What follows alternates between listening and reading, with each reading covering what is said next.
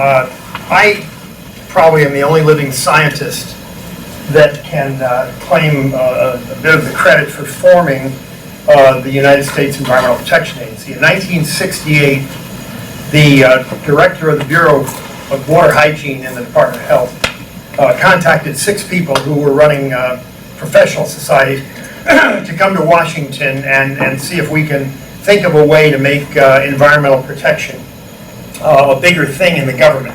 And it was basically all in the Bureau of Water Hygiene at the time. We succeeded in 1971 in having President Nixon sign a piece of legislation forming the U.S. Environmental Protection Agency. And all of us, in addition to a few others, worked with EPA for the next 10 years to write a safety net of environmental regulations. Safe Drinking Water Act, the Clean Air Act, Water Pollution Control Act. There was an act protecting mining, one agricultural chemicals, and so on. We really developed a safety net. From 1980 on, EPA became almost a wholly owned subsidiary of environmental zealots that kept making laws more strict and more strict without any benefit. It's basically the exact example that John gave you before. You know, how much money can we afford to spend cleaning up the river that goes by here? And the control of EPA overlooked that, and marginal cost just died. I mean, they just kept passing regulations that cost a lot of money and were not giving much benefit. So I've been kind of a detractor of that issue for many years. I work for the Heartland Institute. We are a free market think tank, a nonprofit. We work in 4 major areas. The main one that really got us going was environment and climate. Then we started working on healthcare, school reform, and tax and budget. We put out a newspaper every month that goes freely to every elected official in every state in the union, and you have one of those in front of you. You have an issue of environment and climate news, and if after this course or at any time you decide that you'd like to have a subscription to it, all you have to do is email me, and I'll make sure you get a free year subscription to it. I think it comes out 10 or 11 months a year. There's usually a skip month. But the point of all of our publications, and we have one exactly like it in each of the areas I mentioned, health, and, school education, and tax and budget, they're aimed at providing objective information to elected state officials to help them in making voting decisions.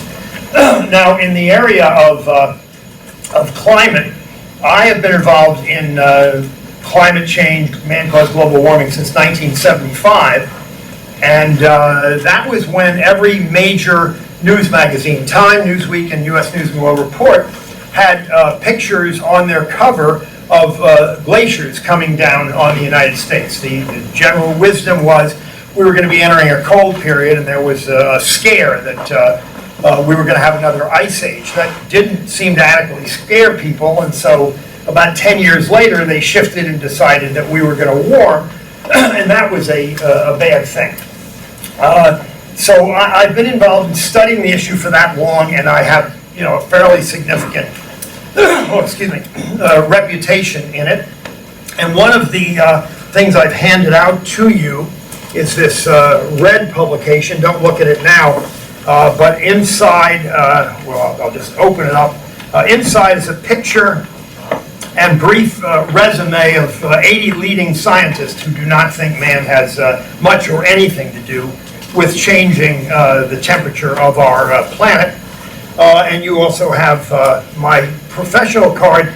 On the back of the card is 10 reasons that we'll actually cover regarding why I do not think man has much to do with warming the planet. Let me just clear my throat again. I know what's happening.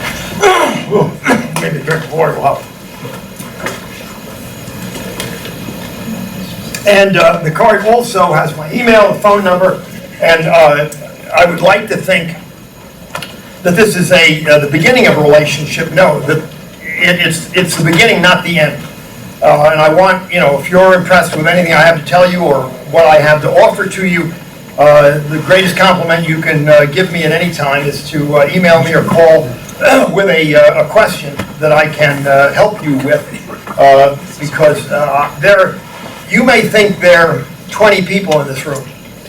I don't think so. I think there are 1,000 people in this room. If I'm effective in teaching you anything, you're going to pass it on to your students in the number of years that you're teaching. So while this is arguably the smallest audience in a year I talk to, I give 25, 30 presentations a year and probably average 400 people in the room. There are more people, as far as I'm concerned, in this room. The impact I can have is greatest here, so I'm always excited to participate in this course, which I've been doing for a very long time. The last number of years that John has been running it, and I used to teach it at Ball State for probably maybe as many as 15 years before that. Now, before I really go whole bore on climate, I'll give you 3 minutes on energy. First of all, I author, co-author, and edit library reference books for McGraw-Hill and John Wiley. I have my name on the spine of 36 major publications. Publishers come to me because I'm willing to work for nothing and find really smart people to contribute to these reference books. My wife calls me Tom Sawyer. If you've ever read Tom Sawyer, there's a part in the book where he actually got his friends to pay him a nickel so they could paint a slat on his fence. He conned them into paying him to working for him, and that's kind of what I do. I con the smartest people all over the world to write articles on whatever subject. I published a 5-volume encyclopedia of water, 5,000 pages. There were 350 scientists participating all over the world. Again, it's a library reference book, cost a fortune, but I think it's probably in 1,000 libraries around the world. My last 2 encyclopedia reference books, in 2011, I published the Encyclopedia of Nuclear Power. And 1 hour after Fukushima, CNN contacted me to come tell them what was going to happen with the plants at Fukushima, and I was prepared to do that. I was an hour from a studio they had me on, and I said, actually nothing's going to happen. There's not enough radiation that can escape from the plants to last long enough and make anyone sick. No one was going to die, and they all thought I was crazy. That led to 23 network shows in which they got an anti-nuclear person to sit next to me and tell me I was crazy. I got death threats, and the fear of the radiation went on for probably 3 years. Nobody got sick. Nobody died from radiation. They did move old people 7 miles away in temporary housing without their meds, and they estimate that there were 1,600 premature deaths because of that, really basically from stress with old people, but there was no radiation poisoning. Actually, nuclear radiation is not rocket science. It's fairly kind of simple arithmetic. And anyway, so then my last encyclopedia came out last year, and it's called the Encyclopedia of Alternative Energy and Shale Gas. There are 73 contributors, 22 foreign countries, and my strength is just finding people smarter than I and conning them into writing an article, and it goes on their resume.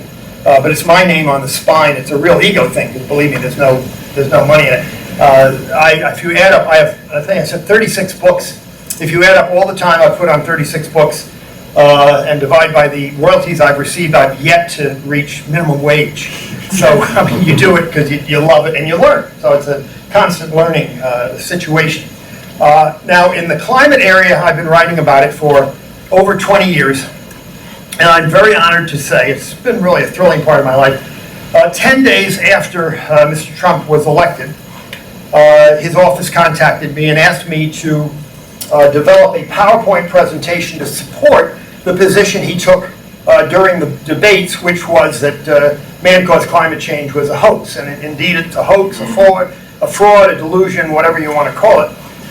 My goal today is to give you so much material and have you respond. I'm going to try to limit what I talk, the amount I talk. I want to maximize your comments, pro or con, a few minutes on a few dozen slides, a few dozen statements, all of which you've seen. You've got a handout with the statements that you're going to see, and we can debate them, a few minutes on each one of them. But I was very happy to create that PowerPoint for Mr. Trump to give him the technical support. I will send that to you. I'm not going to show it to you, but you email me and I'll send you that simple PowerPoint that I made for President Trump.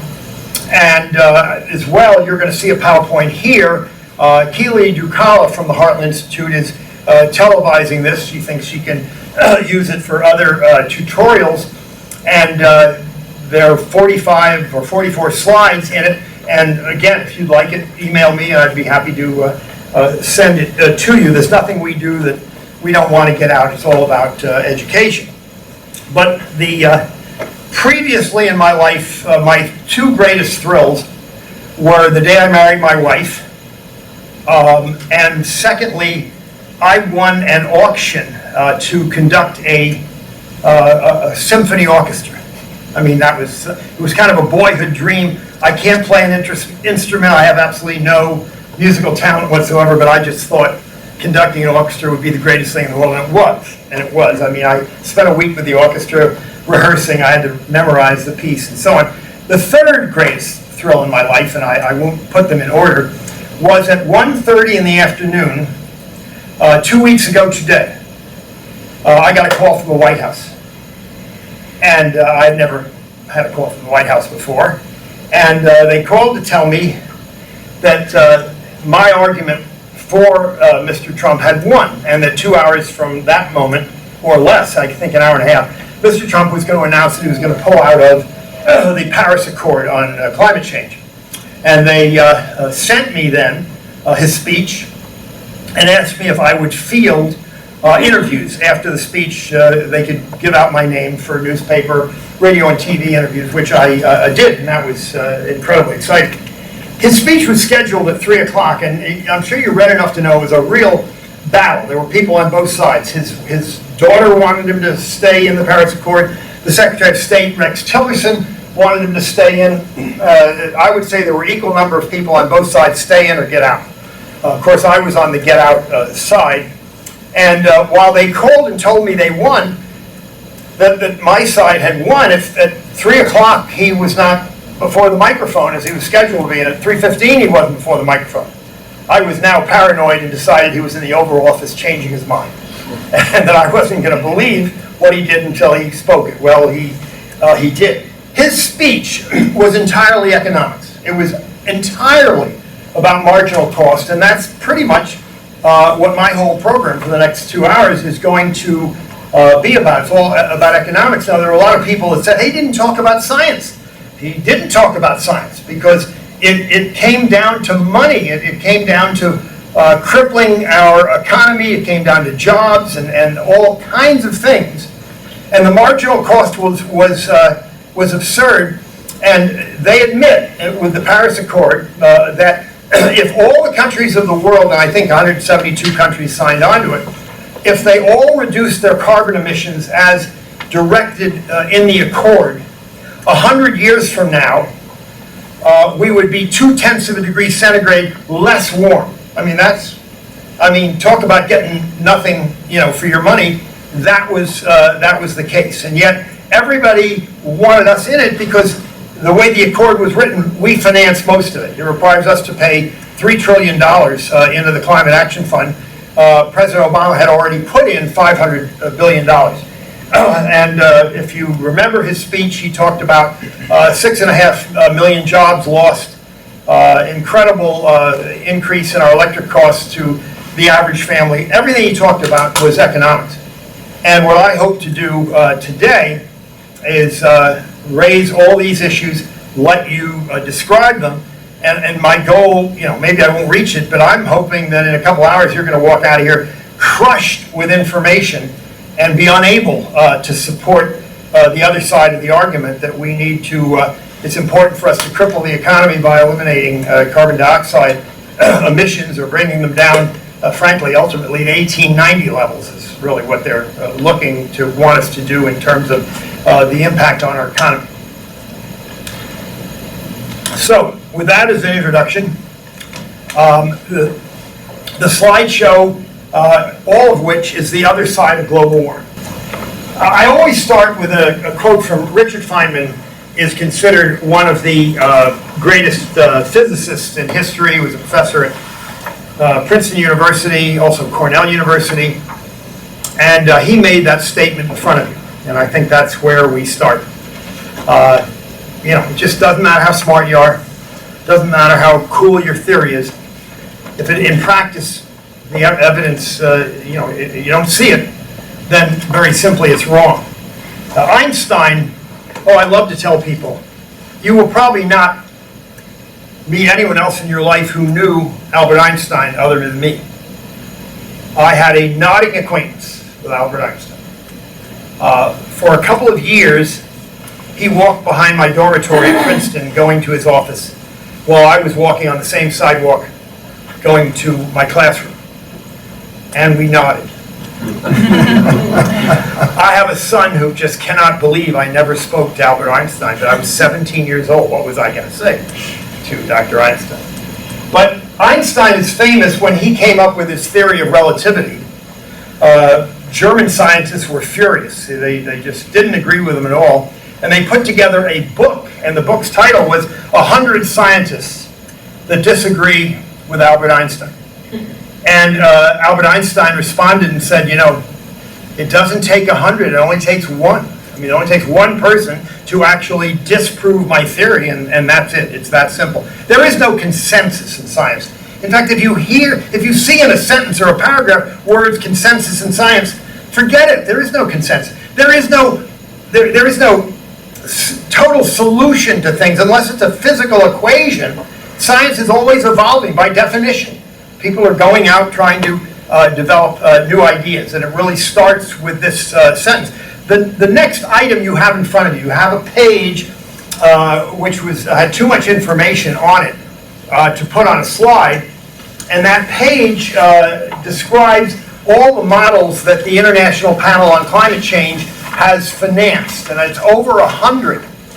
And you don't have to read it now. I'll just tell you that none of these models, these mathematical models, they don't agree with each other.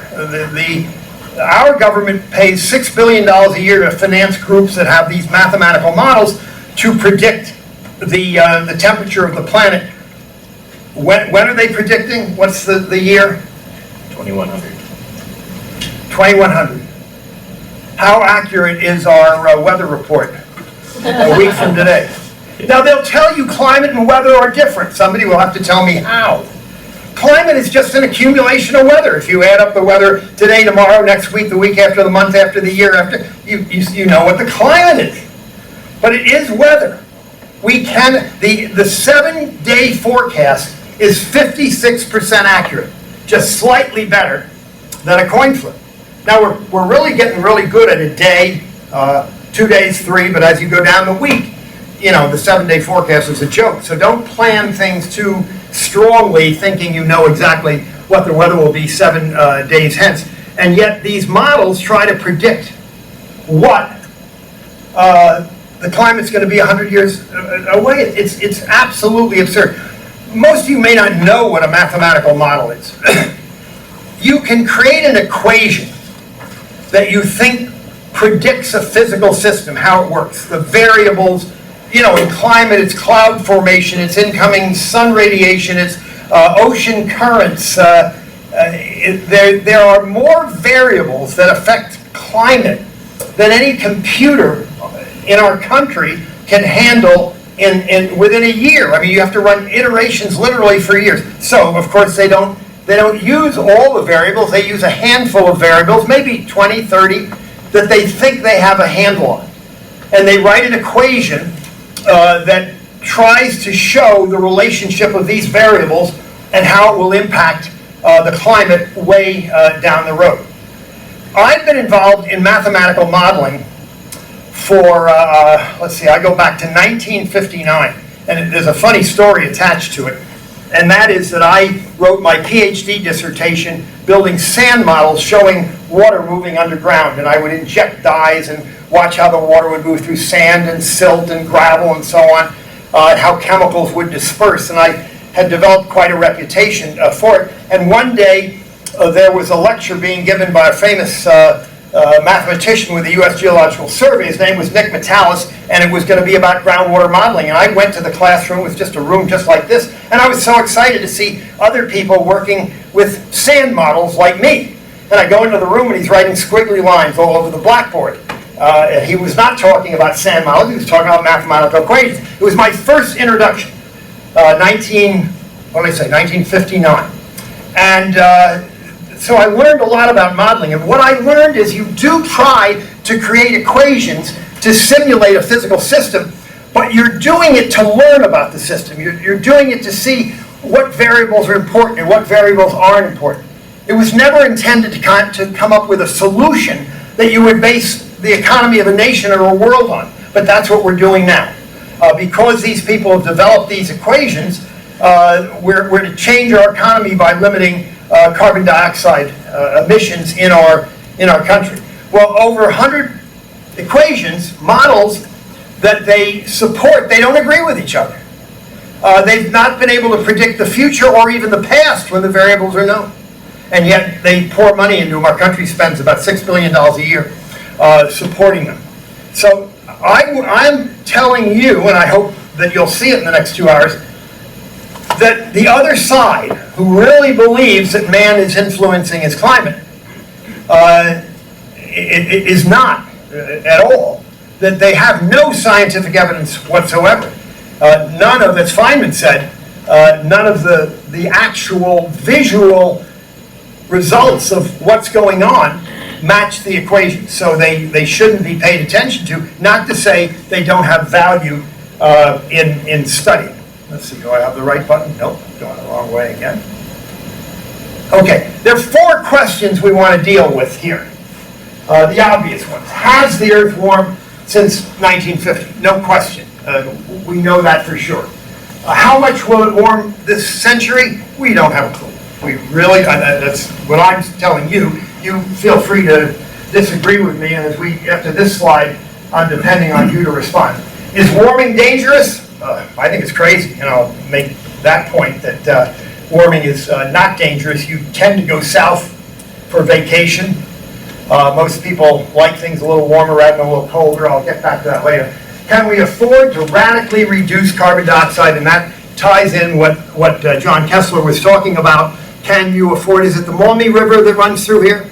Yes. Can you afford to perfectly clean up the Maumee River? And I think most of you concluded that you can't. It didn't make sense. Well, I think that's the answer to this question as well. Whoops. Now we're ready. Okay, media alarmism. The media has promoted unwarranted fear and unmitigated arrogance to man's impact on his climate. I love to use the word arrogance because I think that's what it is. The idea that what we do can affect the entire planet, to me, is arrogant. And John was telling me that he grew up in the Phoenix area. Now, the people living in Phoenix very definitely changed the climate of Phoenix, Arizona. When I was a kid, if you had asthma, you went to Phoenix, to a dry climate, to improve your medical condition. Then lots of people moved to Phoenix, a lot of golfers. They built over 100 golf courses and irrigated them all. They took their plants with them and irrigated them. They grew grass in the desert and irrigated it. Phoenix is no longer a dry climate. So in a small area, you can affect the climate. But I think it's arrogant to think you can do it for the entire planet. All right, from this point on, I want you to raise your hand and say anything to disagree with me, or if you have an example you want to agree with me, I'll with each slide, I'll do a pregnant pause. I'll say nothing for a while, see if I can force a comment out of you.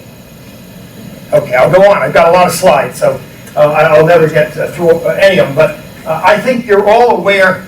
I'm going to do you all a favor. Most of you are pretty busy. Is it hard for you to get everything done in a day? Life's pretty busy. How would you like it if I give you an extra half hour of your day? I'm going to make your day, instead of 24 hours, I'm going to make it 24 and a half hours. It's really simple. Stop watching local television news. I mean, all you're hearing are all the bad things that happened. was happening to listen to a newscast at noon or 1 o'clock just a few days ago. The entire newscast was just the murders that occurred within the geographic area. Is it really important for you to know that? The news is all bad. If it bleeds, it leads. That's a saying in journalism. So I don't think any of you question the fact. The media promotes fear. They think it sells. And we'll study, I'll bring up toward the end a slide, and all of you have heard it, that 97% of all scientists believe in man-caused global warming. I'll show you the numbers on that absurdity. It's probably about 50-50 in reality. But I'll use the 97% number, and you can decide whether it makes sense.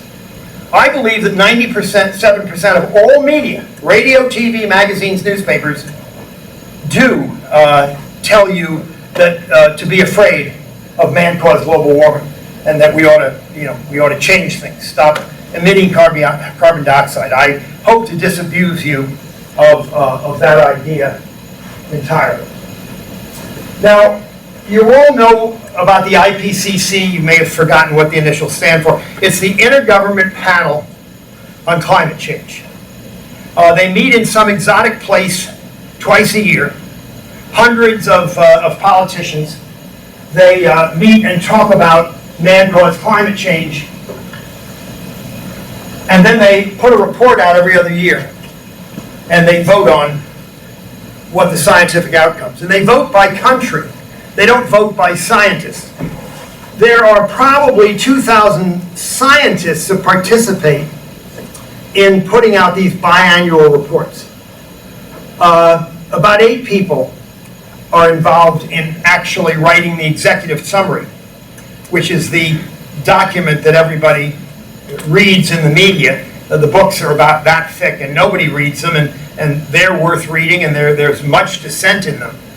But a committee of 8 people decide on the executive summary, which always comes down on the side of, oh my God, man is warming the climate, and it's a disaster.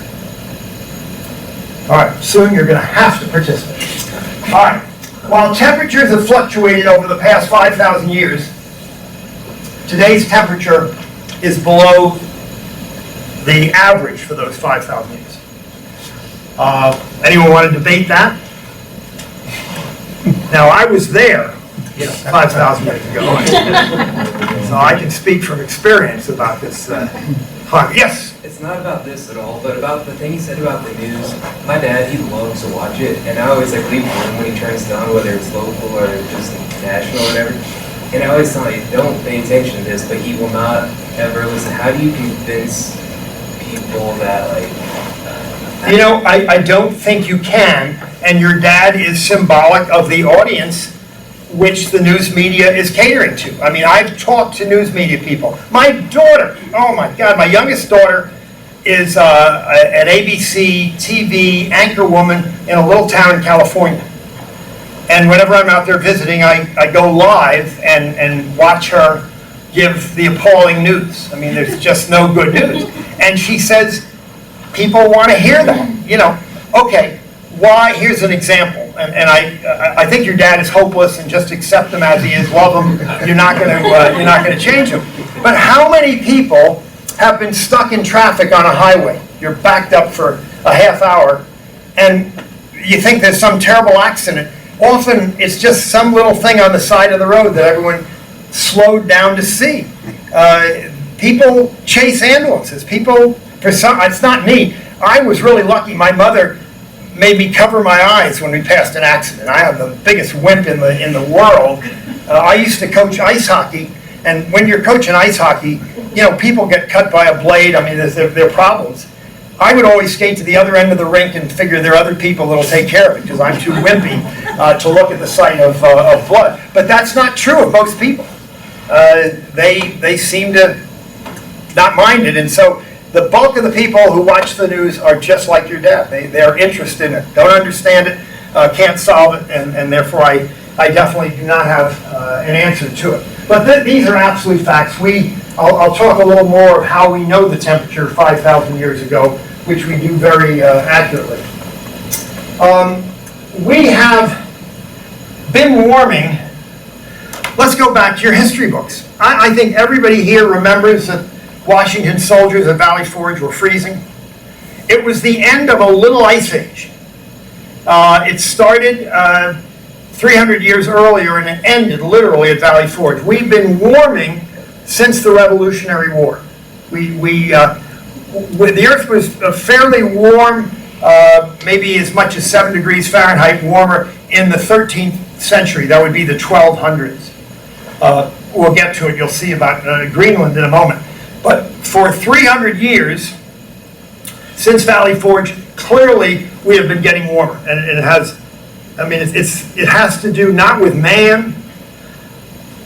Who would like to tell me what is the prime driver of the temperature here in this country and every other country and on the planet? What would you say is the prime driver? This is not a trick question. It's the sun. It's the sun. Would you believe the mathematical models don't include the sun?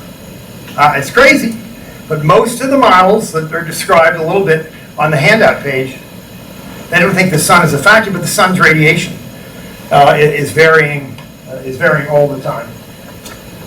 So these are facts. Again, challenge me. Okay, there's Greenland. Why would they name that place Greenland? Because it was green. It was green once. They grew corn and oats. There's evidence of a coral reef off the coast 1,000 years ago. So we know the Earth has been warmer, and it certainly wasn't had anything to do with mankind. Now this one is really interesting. That we were warming from 58 to 78, no question. It's argued whether it's 0.3 degrees centigrade or 0.7 degrees centigrade, but we were warming for that 20-year period. And the NASA people know that Mars and Pluto and Jupiter and the biggest moon of Neptune were warming at a similar rate, not the same numbers, but relative to what their temperatures were, they were warming at comparative rates. And there's no SUVs on any of those celestial bodies. So that would be an indicator that it's the sun. I mean, it's absolutely inarguable. These are all facts. There is nothing on any slide I'm presenting to you that I couldn't go back and started there with references from peer-reviewed literature, in this case directly from NASA reports. So I mean, this should make you question that we have warmed the planet, and yet so did planets with nobody on them. We know for sure that 200 million years ago, when the dinosaurs walked the Earth, that the carbon dioxide content of the air was 1,800 parts per million. We're at 400 now. We were at 280 immediately following World War II. An incredibly green area. We are capable, very accurately, of finding things 200 million years old and figuring out from bones and residues and all kinds of things what the carbon dioxide levels were. I'm going to get to ice cores, and I'll tell you a little more about how we know ancient temperatures, ancient age, and ancient carbon dioxide content. And as I use the word carbon dioxide, you read a lot about carbon. We're not ever talking about carbon. We're talking about carbon dioxide. Carbon is soot. It's black dust. It's the stuff coal miners ingest in their lungs. And the other side that wants you to be fearful of carbon dioxide only use the word carbon because to you know that carbon is soot, lamplight. We're only talking about carbon dioxide, and we know a great deal about it to start with. All right, what is the composition of greenhouse gases. It's 95% water vapor. Now let's talk about what a greenhouse gas does. Greenhouse gases reflect heat from the earth. The sun radiates short waves absorbed by the earth. The earth sends back long waves. Water vapor and carbon dioxide and methane and a few other small things absorb the heat and trap it. So we say it's a greenhouse effect. What if there were no greenhouse gases in the atmosphere? Somebody tell me what life would be like here. Non-existent. Non-existent is the one-word answer. We are so lucky there is carbon dioxide on this planet, or we wouldn't be here. And we'll talk more about this later. Again, feel free to disagree on any and every point. The carbon dioxide is only 3.6% of all greenhouse gases. And 1.3% are a variety of others, of one of which is Feel free to interrupt. methane. Yes? Oh, I was going to say, I didn't know, like with water vapor, obviously greenhouse gas and whatnot, there's a natural kind of limit to it where, I mean, it comes out via condensation and whatnot, so it... There is a natural, Yeah. Absolutely. I mean, you can only get so much water vapor in the air before it rains. I mean, you know, the humidity, this room is pretty humid. And any place that is very, very humid, eventually the vapor collects on a dust particle in the air and we get rain. There is a limit to it. But in general, 95% of the gas in the atmosphere that holds the heat in is water vapor and not carbon dioxide. This is the only slide I'm going to show you that you may not understand and that I can't really explain to you, but it is a NASA calculation that if carbon dioxide were in fact the main reason that we warm the Earth, the upper levels would be warmer than the lower levels, and they're not. And I mean, that's getting into the weeds and would not be worth going over, but it is a fact that any physics book would tell you and all the NASA reports. So that's a piece of scientific evidence that tends to indicate that carbon dioxide is not the reason why we're warming. Now this is my favorite one. Well, I have a lot of favorite ones. They're all my favorites, that's why they wouldn't be slides. I've spent weeks collecting 45 slides, which all of you took home when they were handed out to you, and which Keely and her staff made into these pretty slides. Mine were just typed words. But we have 900,000 years of ice cores between Greenland, the Arctic, and the Antarctic. Now, how do we know that? Well, the bubbles in the ice tell us three things about that particular piece of ice. It tells us how old it is within 50 years. It tells us how much carbon dioxide was in the air when the bubble was frozen in the ice, and it tells us the temperature of the air when it froze. And it's done with isotopic ratios. I mean, you're all science teachers, so you more or less know what an isotope is.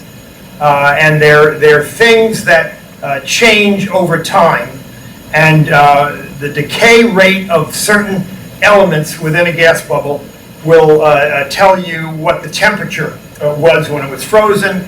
The carbon dioxide in the gas bubble tells you how much carbon dioxide was.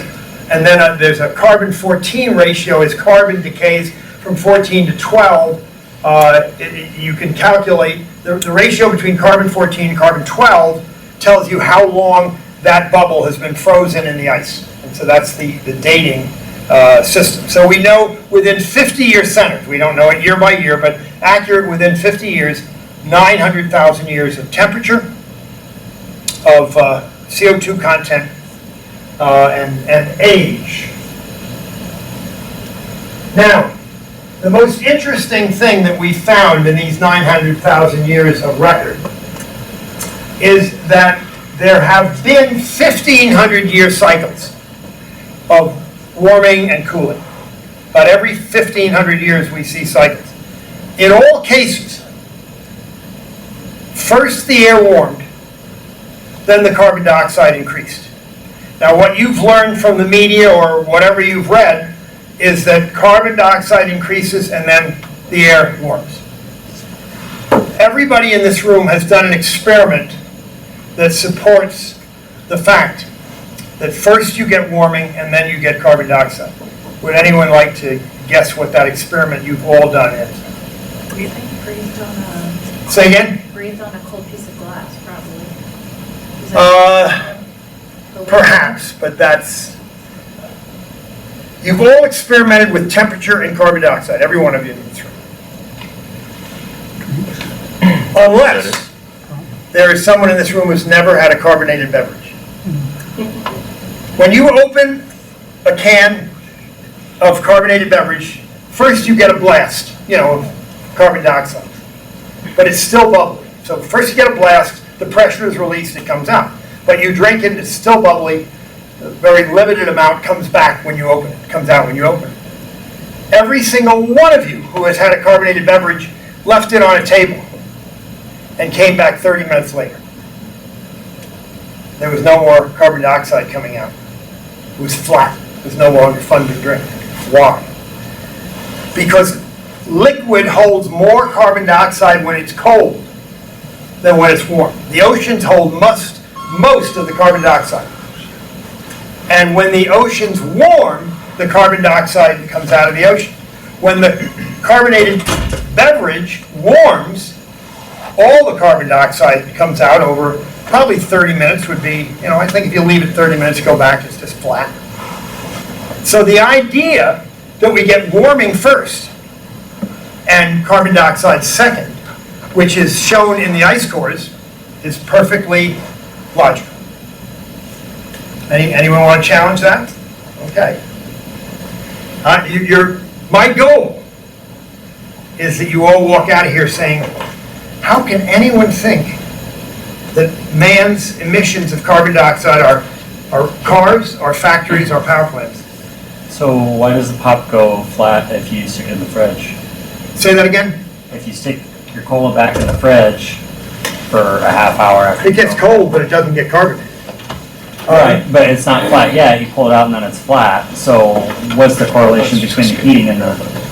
All right, that's a very good question. Your question is, if it's not quite flat and you put it in the fridge, when you take it out, it will be flat or won't be flat? It will be, let's say I stick my cola, it's still got carbonation in it, I stick it in the fridge, so it's not getting warmer. Why is the carbon dioxide still being released? That's the pressure differential. I mean, in other words, that's a continuation of that first burst. It's only in there because of pressure. So you have two things acting, the release of pressure and the warming. So when you put it in the fridge, you're absolutely right. When you put it in the fridge, you take it out, it's flat, even though it wasn't flat exactly when you put it in. And that's the pressure change. Yes? When you open up a warm beverage, it explodes more than when you open up a colder beverage. Is that part of this? Yes. Yes. The cold beverage holds more carbon dioxide. And you're right, that's a great example because we've all made that mistake, haven't we? And it spewed all over, And my wife made me change my clothes, right? She's terrible. Yes? Well, this is factual, obviously. That's why there's like a CCD in the ocean, that calcium carbonation. Yeah, depth. What I'm concerned about is if you're feeding in or releasing more of the carbon dioxide, it's going to be absorbed by the ocean as well, correct? Correct. It's a constant. In fact, I'll get ahead of myself a little bit. It takes years to equilibrate. So we've increased, there's no question, we have increased carbon dioxide content in the air from 280 at the end of World War II to 400 today. Factories, power plants, automobiles. So it's out of equilibrium. Why hasn't that extra gone back in the oceans? Well, it would, but it's a long delay time to get back into equilibrium, many years to balance it out. But basically, it's an ocean cycle. Just like the hydrologic cycle is water evaporates, clouds form, rain, falls back on the ocean and the hydrologic cycle just keeps going around. It's pretty much the same thing with the carbon dioxide cycle controlled by the oceans. It's just interesting that cold fluid holds more carbon dioxide than warm. That's just a physical fact. So if this is so common sense to the to the scientists, why is there any question or debate? I wish I could answer that. Well, yes, I can answer. Yeah. Well, what is the other side seeing that we're It's not? not seeing about right science. Global warming, the whole impetus of man-caused global warming, which the media, as you know, I said 97% of the media promotes it. It's about power and money and wealth distribution. It was a phenomenal mechanism. When global cooling in the mid-70s didn't work to scare people, the world is controlled by fear. It really is. It's the greatest way to control someone, scare them.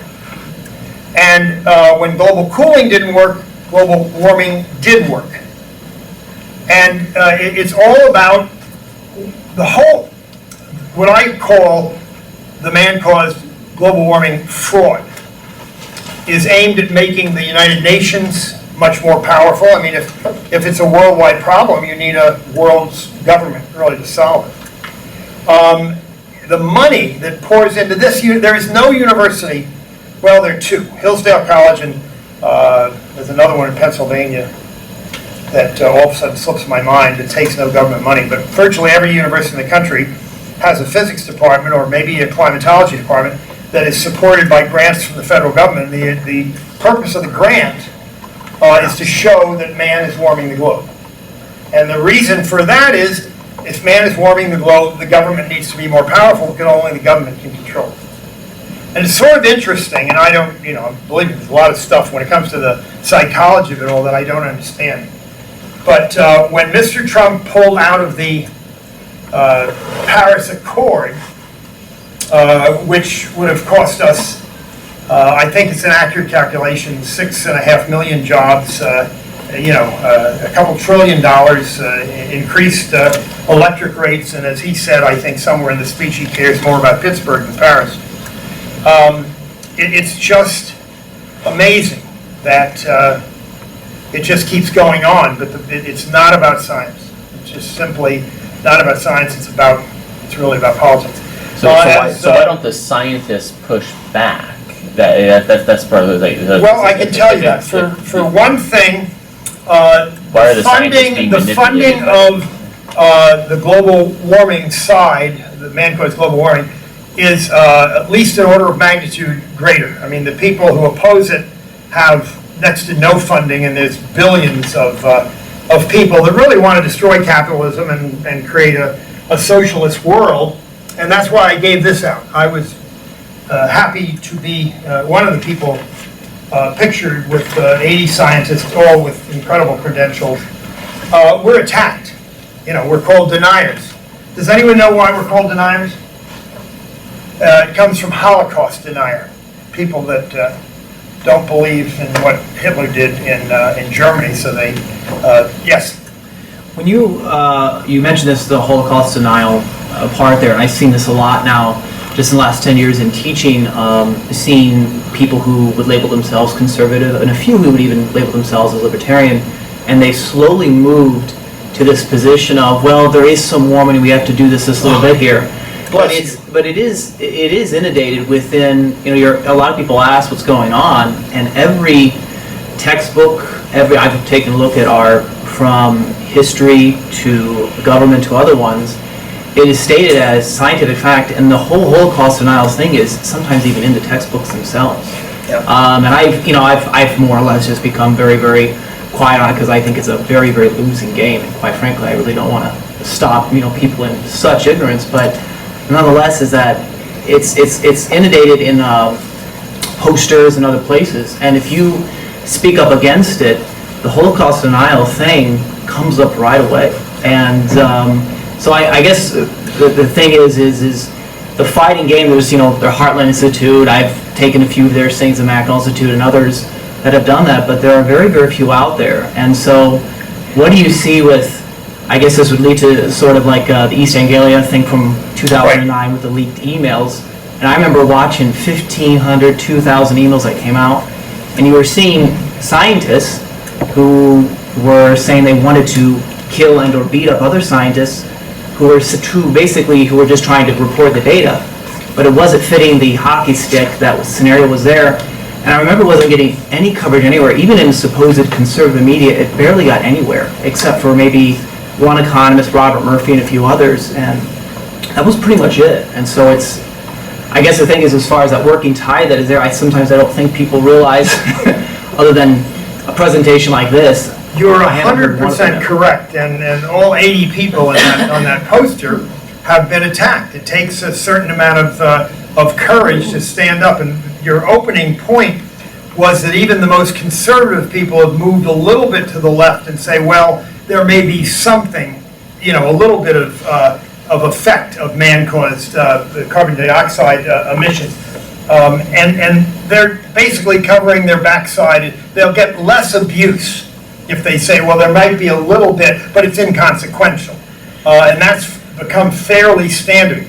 I'm 100% convinced that you couldn't measure it, that it's essentially zero, or in the noise, in background noise, you could never come up with a real number that would hold up in real science. But it takes a lot of courage, and we have a lot of people that have been attacked. I mean, as I said, boy, when I went on TV for a couple of years about Fukushima, I got death threats. I mean, the hate mail was just amazing. It was just the anti-nuke people are no different than the global warming people. So, if you're at a university right here, let's say, and you're in the history department, and you don't believe man has much to do with the climate, the temperature of the planet, you're inclined not to speak up because people in the physics department are getting grants to indicate and show that it is. So they've basically quieted everyone down.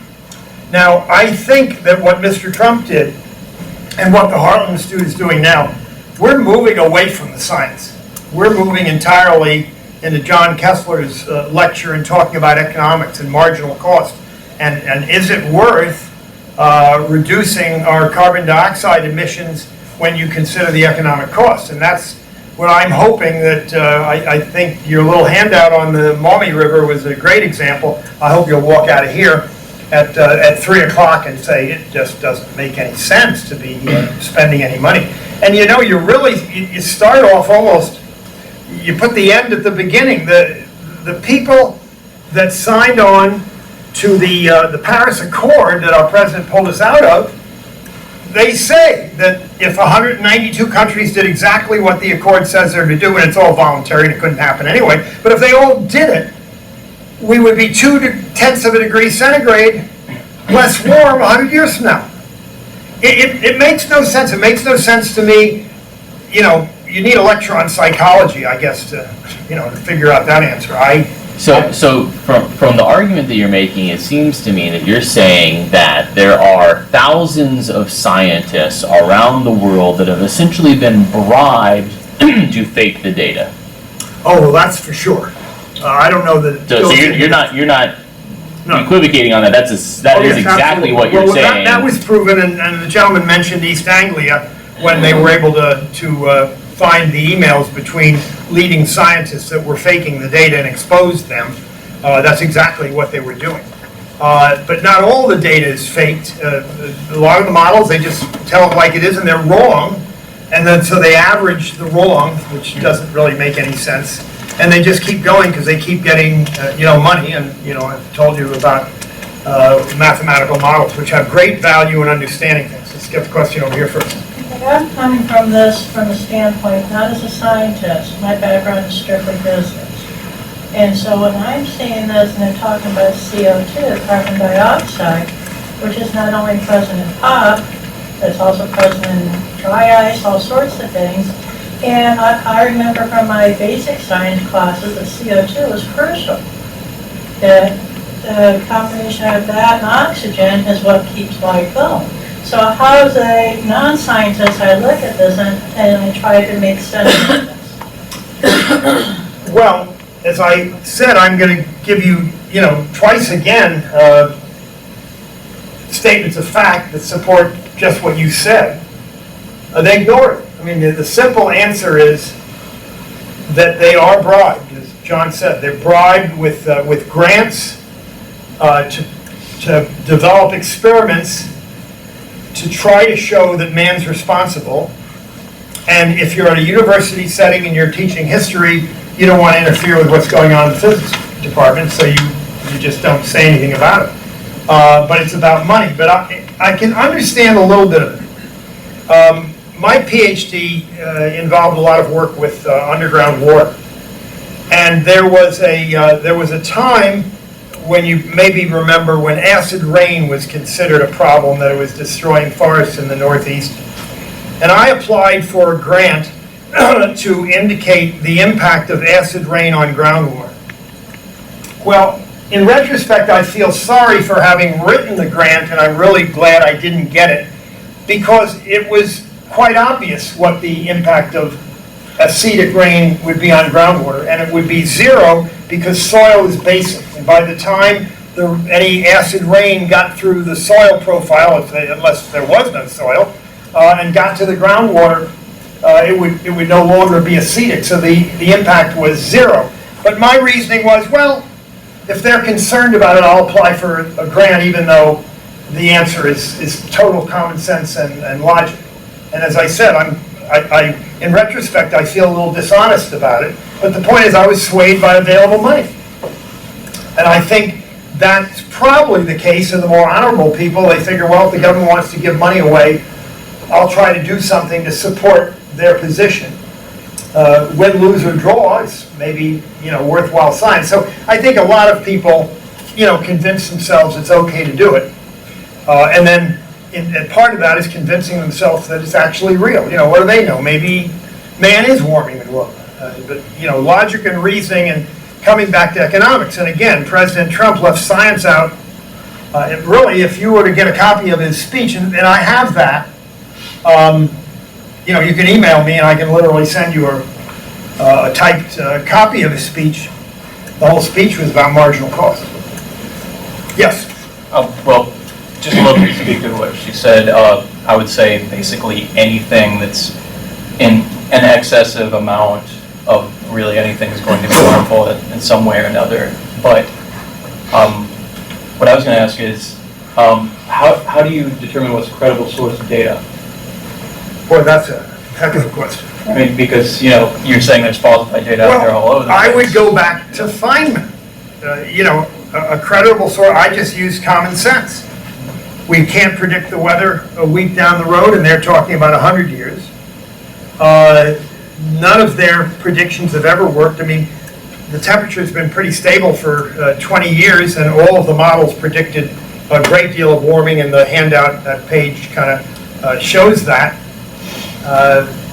You really can't, you're not going to get into reading detailed studies, although the Heartland Institute has put out 4 800-page books of science papers that support our position. I mean, absolutely peer-reviewed science stuff with hundreds of references. 4 800-page books collected from scientists all over the world. I kind of argue against doing that. Who the hell's going to read an 800-word, an 800-page book? To me, they must, I've worked there, I've been science director for 23 years, but I don't have any say in the big policy things. I just do the science. So it's not what I do, but there is plenty of stuff. Usually when I teach the class, I'll bring a couple of those books. I used to bring most of my 36 books to show off. My wife scolded me and disabused me of being such a jerk, so I don't do that anymore. But the books, and again, if you want to see them, I can point you in the direction to, as a science teacher, I would guess Heartland would send them to you free. Anything you want. One of the things I always get hung up on when I see scientific reports and of different research that's been done is the years that they attach to these things. And do we really know 900,000 years ago this is how old this was? Do we really know that? Yeah, that's simple science. How?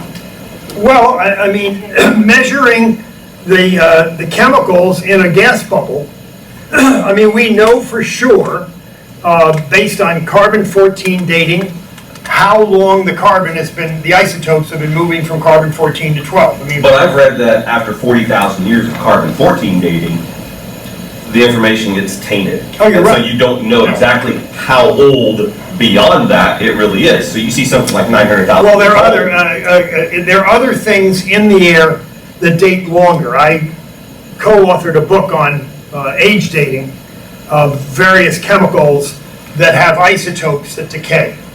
And so we have isotopes that decay.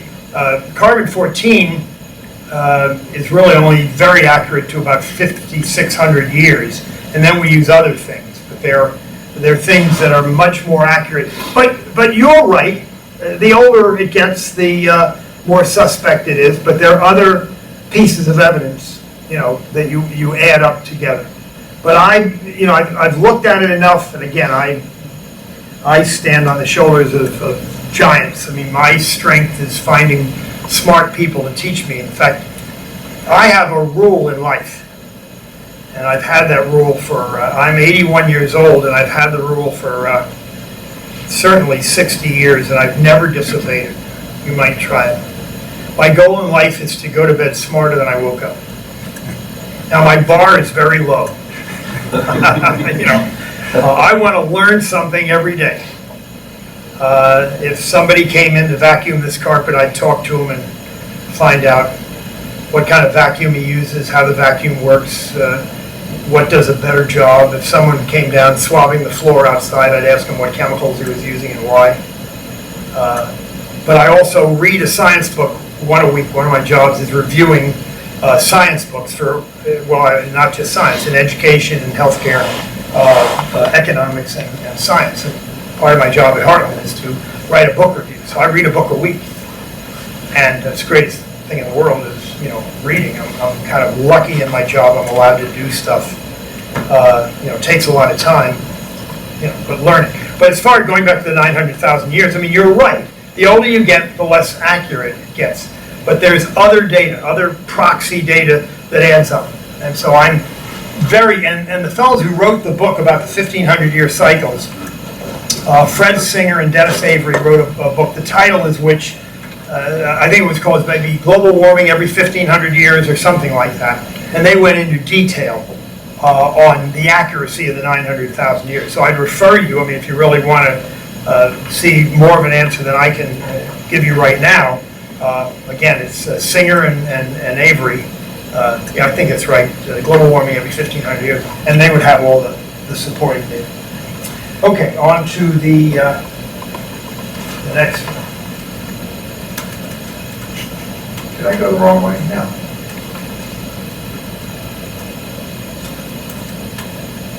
This is an interesting one. Now, this is fairly good science.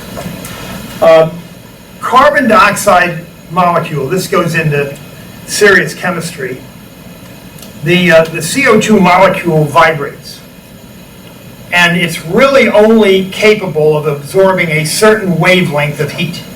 There are many wavelengths of heat that generated from the Earth, and the carbon dioxide in the air can only absorb a fairly narrow wavelength. And the carbon dioxide in the air is full. It's already absorbed that wavelength. So we know for sure that if you double the amount of carbon dioxide in the air, it's not going to have much effect on absorption because the carbon dioxide that's there already has absorbed that amount of heat coming from the Earth in that particular wavelength. That's a chemical and physical fact. And again, there's literature, in the physics literature that proves that fairly easily, but it's just another data point.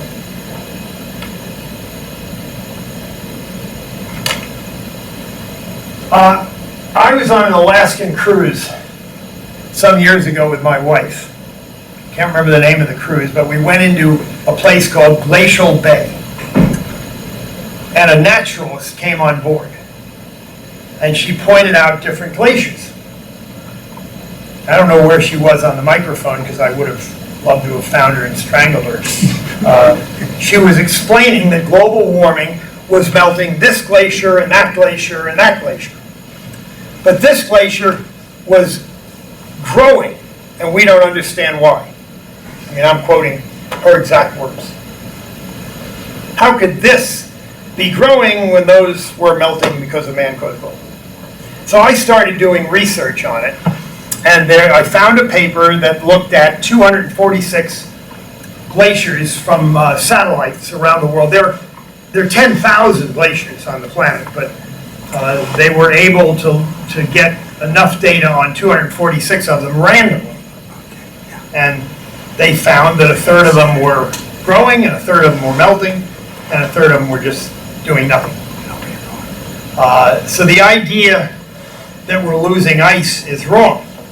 But I'll give you many other ideas or support of that. Would you all agree that the Arctic is melting? I mean, it is. We're losing ice in the Arctic. But the Antarctic is 8 times larger than the Arctic, and the net of the Antarctic ice is growing. It's melting in some places, but the much larger places are growing. So over this entire 20-year plus scare about man-caused global warming, we've had more ice coming onto the planet, not less. And historically, we know there have been many times when, you know, you could get a boat through the Arctic, where normally ice, but an open seaway. And then there was an exposition I read about this week. I don't know if any of you did. There was to be an Arctic expedition right now to view the open water, and they couldn't get in because it had iced up. I mean, it's kind of funny, but that's a fact. I'm sure you can and Google it. So the whole arguments, you know, the ice thing. Would somebody give me a definition of junk science? You all have heard the word junk science. Can somebody, anyone want to give me a try as what they see as junk science? This is really a lesson, if you don't, I'm not going to tell anything you don't know, but I'll maybe phrase it more directly, and something you really ought to teach all your classes. Anyone here want to take a shot? Doesn't follow the Yes. scientific process. Well, that surely is true, but I want to get more specific. And well, why you mentioned the scientific process? I mean, the scientific process is you come up with a theory or a hypothesis. You then collect data and see if the data you collect matches the theory. And if it doesn't, you throw it out and you start over again. And certainly that's not what generally is being done on anything to do with man-caused global warming.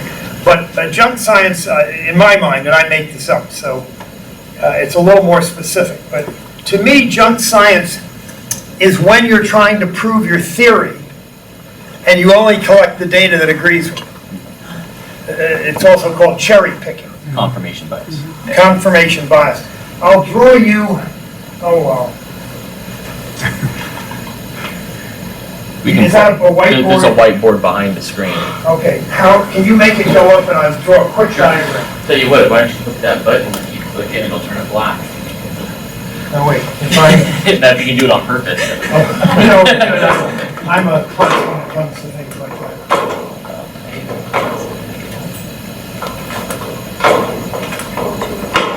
Well, Now I lied. I don't want to lose the screen. Is it white behind it? Yeah, it's a Well, whiteboard. the white screen will be as good as, well,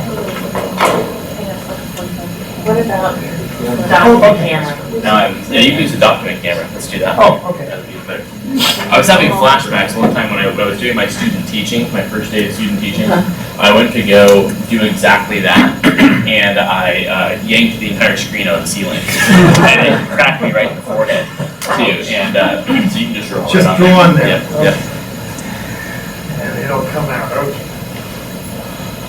I'm gonna draw a graph. True story. Oh, wow. That's cool. All right. Okay, we're gonna plot A versus be.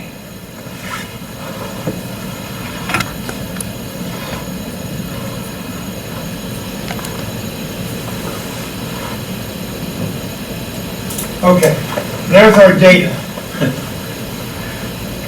What's the trend in that data? Well, junk science would say, if I wanted it to say, there's the trend. If I predict that the relationship between A and B is that line, I only use points that agree with my theory. But you can all clearly see the actual real trend is there. And to me, junk science is just picking the data, cherry picking the data to agree with you. I believe that virtually everything that deals with man-caused global warming is junk science. They only, the IPCC and the people that get the money, they only use the data, and as John called it, confirmation bias.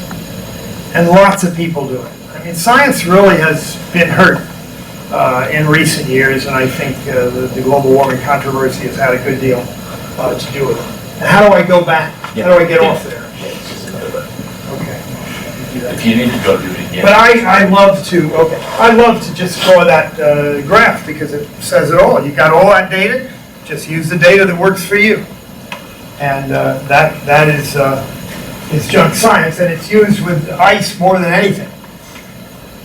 More than anything, I think.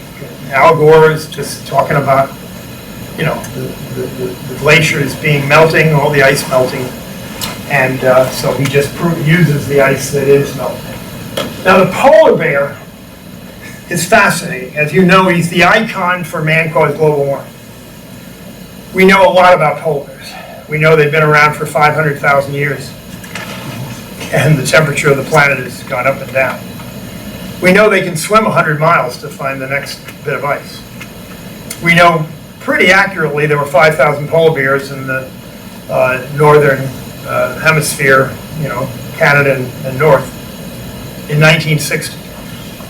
We know there are 25,000 now.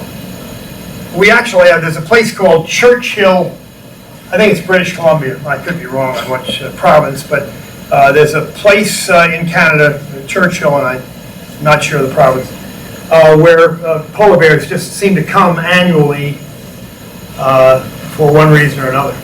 And it's a huge tourist attraction. And people come there every year to witness the influx of polar bears. And the data there, you know, you just measure with your eyes. I mean, over the last 10 years, the increase in the number of polar bears that come each year to that particular location, for whatever reason, has increased. And our ability to spot polar bears is very, you know, accurate in the wildlife area. And there are in Canada, I think, 22 families of polar bears. I don't know what they call it, whether it's a coven or whatever, but there are 22 families in different areas of Canada, and 14 of the families are growing pretty regularly, and 6 of them have been stable, and 2 of them are declining. And the area where the 2 families are declining are the warmest areas of all the 22 families. So, I mean, the relationship, no wait, I said that wrong. Let me think if I said that right or wrong. It's the coldest area, right? The colder area has the least polar bears. I said that in reverse of what that is. So it's kind of funny. Now, couldn't one argue that the reason why there's 25,000 today compared to 5,000 in 1960, it's because of our hyper-awareness of this issue that we've gone out and made a concerted effort to protect them, that had we not done that, they would have been affected. No question about it. But that now brings, this is a similar, related subject. Man has been the greatest benefit to wildlife throughout this country. I mean, you name me a mammal that hasn't increased in population. It'd be hard to find a mammal. White-tailed deer in the northeastern states, might be alone in New Hampshire, many years ago, there were 500,000 or whatever the number is, it's increased by an order of magnitude. We were good for animals, but by and large, the environmentalists will say we're terrible, and they keep declaring endangered species. They've changed the genealogy. Squirrels of different colors are now called different species, which is, ridiculous from a biology standpoint. But the really anti-human, anti-capitalist tries to pin all kinds of negative things on mankind, which simply aren't true. Simply aren't true. We have benefited pretty much everything on the planet, and I'll give you some more examples. Yes? Would that be to like the animals on land compared to like the ones in the water? Well, that's another subject, but I'll deal with it. The question is a really good one. I just said that we've benefited virtually all land mammals, not so much the fish. And that's a subject I wasn't planning on dealing with, but I will because it's so fascinating. That will be the subject of our first lecture after Dr. Well, I only know a lot about it. Feel free to tell them all about it. Okay, the last book I read or reviewed for Environment Climate News was something called the Sea Challenge, and it was about overfishing over the entire planet. And there were chapters on, I would say, 8 of the major fishing states. And overfishing is a result of over-subsidization of fishermen who won't go find another job because they get so many handouts. And as a result, and this is a fascinating number, the entire world fishing industry loses $50 billion a year. And it's all because they operate on a form of welfare. They keep fishing when they shouldn't be, and so they're overfishing, no question about it. And it's true of every country in the world, and governments have not been able to solve the problem. They're working on it, but so far every government incursion into the fishing industry has ended up negative. Not certainly intended to be positive, but didn't work out. So you're absolutely right. Fish stocks have declined from overfishing, and it's got to be brought in balance. But the book covered the last 30 years, and there's been no progress. But hopefully, if the book's popular, maybe it will point in a better direction. But there isn't too much that the government doesn't get involved in that works out really well. I would love to have anyone tell me what the government's done. I mean, and I say this not facetiously. I'm looking for examples of things the government jumped into that really made things better. I'm sure there are. Nothing. Well, I'll think of one that I think has been terrific. And that's been labeling food with calories. I love the label on food. I can read it and, find out what the health or non-health benefits by knowing, what's in the food. I remember, that's really been informative to me. Though even if it's bad for you, I eat it anyway. But and I think that's true of too many people, but I'm an exercise nut. I burn 4,000 calories a day, so I really can eat garbage. There's a computer phrase, garbage in, garbage out, or something like. I'm garbage in and just burn it up. Yes? I don't know if this example meets the criteria of jumping in, but I think the state fishing, game, wildlife activities are beneficial on a local basis. Local and also inland. I'm basically talking about ocean fishing. Yeah, no, inland, I think you're absolutely right. They have really good control. The state doesn't give well for you. I'm really entirely talking, and the book is I think it's called Sea Change, I think, but it's SEA, so it really is about sea. I think you're exactly right about states. Any other examples? I remember once, though, you got to read the label carefully, because I remember once when they just started labeling, my wife brought home a little plastic container with 4 big muffins. And she thought it was phenomenal that they only had 180 calories in the container. She didn't quite read it. It was 180 calories in each muffin. Yes? I think that when left alone, defense has done real well when it's not a political football. when they're allowed to do what they're supposed to do. What was the word you said? Defense, Defense? yes. The military. Military. Oh, I agree. I totally agree. I think the Army, Navy, Air Force, and Marines, of which I spent 17 years in the Marine Corps, the Navy, active duty in the Navy. Biggest mistake I ever made in my life was I was traveling so much I left the reserve after 17 years. I would have enjoyed the $255 I would have gotten when I returned 55 every month, but that wasn't it. I was traveling so much I couldn't get to meetings, and I retired as a lieutenant commander, but I loved the military. I actually tried to go back in and serve a tour at 47, and I got a wonderful letter from the Department of Defense, a very serious and specific letter why they didn't want me. Or need Too old. But I mean, it wasn't a form letter. I mean, they didn't think I was in as good shape as I was, and there's a lot of reasons. But anyway, I totally agree. I think the military, especially now that we have a volunteer, anyway. Anything else before we go on? Okay. Let's see. And again, anyone has to go to the bathroom, we're not gonna have a break. Just get up and leave. You don't need a corridor pass. Do you remember corridor passes? Do they still exist in your schools? I remember you had to raise.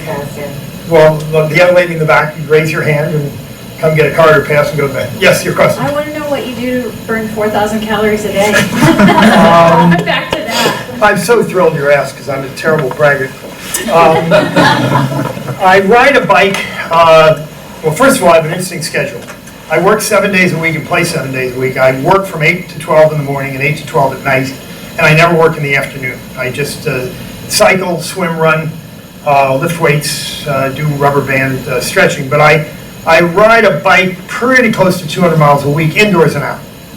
I've got a really good stationary bike, and I swim at least 3 miles a week, lift a lot of weights, do a lot of running and walking.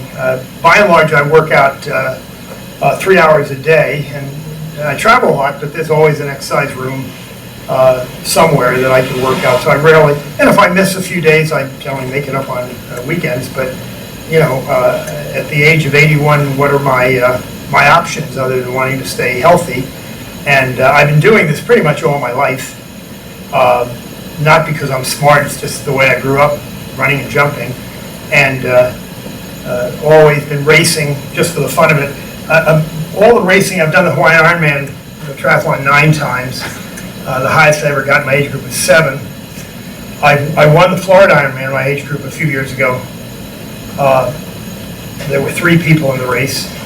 I was really excited. Last year I came in second in the swim bike portion of the Ironman. They now call it the aqua bike. And I was really glad to come in second because then no one had to ask me if anyone else was in the race. Because it's rare that anyone else is in the race. So I really got good by everyone else dying off. But cycling is my number one thing, and then swimming, weightlifting, and I don't do it because I need to, I just love it. I mean, that's my fun. So I also, in addition to not I try to go to bed smarter than I woke up, I also never go to bed being a drudge all day. I mean, there are no days in my life, 7 days a week, that I don't have some fun. Now, that's my definition of fun. It could be listening to music, watching a TV show, reading a book that excites me, or, it could be anything, but it'll be something that I consider relaxation, and basically all my 7 days are identical. It's worked. I mean, I'm sure I'm lucky, obviously. My parents died long before my age, but it's just been exercise. I've never been in a real doctor's office or taken a prescription drug. I was about to ask you how many artificial joints you have. Okay. I have a team of orthopedic surgeons. I call them my team. 11 is the answer. Well, no, I have only an artificial knee, but I've got 2 giant nails in my hip from a bicycle accident, broke my leg skydiving. I've had 3 spinal surgeries, but most of this was during my streak of 34 years and 11 months of not missing a month skydiving right here in the Midwest. I jumped 9 days after I got my artificial knee. I mean, think about it, I have 2 legs, so I just kept the artificial knee leg up in the air and landed on my left leg. I'm a little crazy, obviously, but I love exercise. That's my blessing, and I've always had a good diet, but as I point, I do love sweets, but I burn them all. And I have a high metabolism, so I really only exercise 1,200 calories a day. I burn 2,800 rest of it. So mostly it's luck. Okay, next slide. Yes, wait, I was gonna say- wait, let's, I was gonna ask about, you were looking for good examples, the FSC, SFI, right? I don't know if those are private or if those were government. tell me what the. Forest Stewardship Council and Sustainable Forestry Initiative. Okay, let me dispute that maybe, and I'm not, by and large, the government has done terribly with our fires, with our forests. They don't allow purposeful burns, they don't allow us to take dead wood out of, they basically let the tinder build up in forests. Our forest management, by and large, has been terrible. Now, is that a government organization or a private initiative? I'm not sure. It's been a while since I've worked with it. I know I worked in printing before with primarily textbooks and stuff, but I know a lot of them required us to use the FSC or SFI source paper, and a lot of it was more of an advertising scheme, but basically. Well, I'm not familiar with it, but the Bureau of Land Management and the Forest Service, which I guess is part of it, do not do a good job. I mean, we have not gathered the wood we should have out of our forests. We've not managed forest fires, which have declined tremendously. I think I'll get into that a little bit, about weather events getting worse and worse, and forest fires and droughts, and it's all not true. Well, it's funny. I became a skydiver because of forest fires. I was in New Hampshire in a summer camp working as a counselor. I was only 16 years old, and in New Hampshire they can conscript you off the highway out of your car to help them fight a forest fire. And so that happened to me, and in the middle of fighting this forest fire, I mean, you're not doing the heavy lifting, you're digging a trench somewhere or something like that. Some smoke jumpers came in on parachutes right in the middle of the fire to do the heavy lifting. And I thought that was the coolest thing in the world, and I said, gee, I gotta jump out of a plane. Eventually, I started jumping on it August 18th, 1978, and was hooked. I decided I'd jump into my 25th college reunion, and that was 4 years hence. And skydiving is kind of scary, so I kept jumping every month so I wouldn't lose my nerve, so I could jump into the reunion. So I didn't miss a month. It turned out it rained. I didn't get to jump into the reunion, but I now had a streak going. And by the time I hit 10 years, I was really famous for my stupidity. I mean, doing this in the middle of Ohio through the winter. And I got to 34 years and 11 months when I broke my hip in a bicycle wreck. There are only two types of serious cyclists: those who have had a serious wreck and those who will. There's no other type. And the streak ended when the surgeon knew I was a skydiver, and he put these two giant nails in my hip, and he said, you are not jumping for a couple months because the opening shock of the parachute, just the normal opening, will move the nails and you'll never walk again. I paid attention. Like I said, I jumped 9 days after I got a new knee, but there was nothing, really serious about that. But anyway, well, back to the enough diversion here. Yeah, I was going to say something. Oh, about I'm sorry. the slide, Yes. Sorry, because I just thought of something. Go ahead. So it says that the North American population has increased from 5,000 to 25,000. Right. Is it possible that some of the population was displaced from the Arctic shelf being a little bit and migrated there? And then could contribute to that? I certainly wouldn't discount that possibility. Okay. I don't think we have that good accurate data to say that isn't true. I would guess, in fact, I'm going to bet you're right. And if you think about it, it only makes sense that some of it would be migration from areas they didn't have good numbers on. So I think you're likely correct about that. Sea level. This is the only slide I found that I made a terrible error. NOAA tide gauge analyses show there has been no acceleration in sea level rise, but the normal rise It's not 7 centimeters a century, it's 7 inches, my error. It's 7 inches, and we have accurate records for 800 years, and they're actually water lines around the world. I mean, you know, we can see tidal gauges and, you know, stuff where you can tell the water was up to here then, and 100 years later it was up to here, and there isn't any question about that. There has been no sea level, no acceleration of that 7 inches a century. I think that's Al Gore's big thing, you know, we're going to get drowned by sea level rise. First of all, measuring sea level is really hard. It varies from place to place. I mean, actually, you know, there are local areas where sea level has risen more, and there are local areas where it's risen less. Maybe the next slide has a study I did. No, well, it comes later, but I think it's on a slide. There's a group of islands called the Marshall Islands off of New Zealand, 87 islands.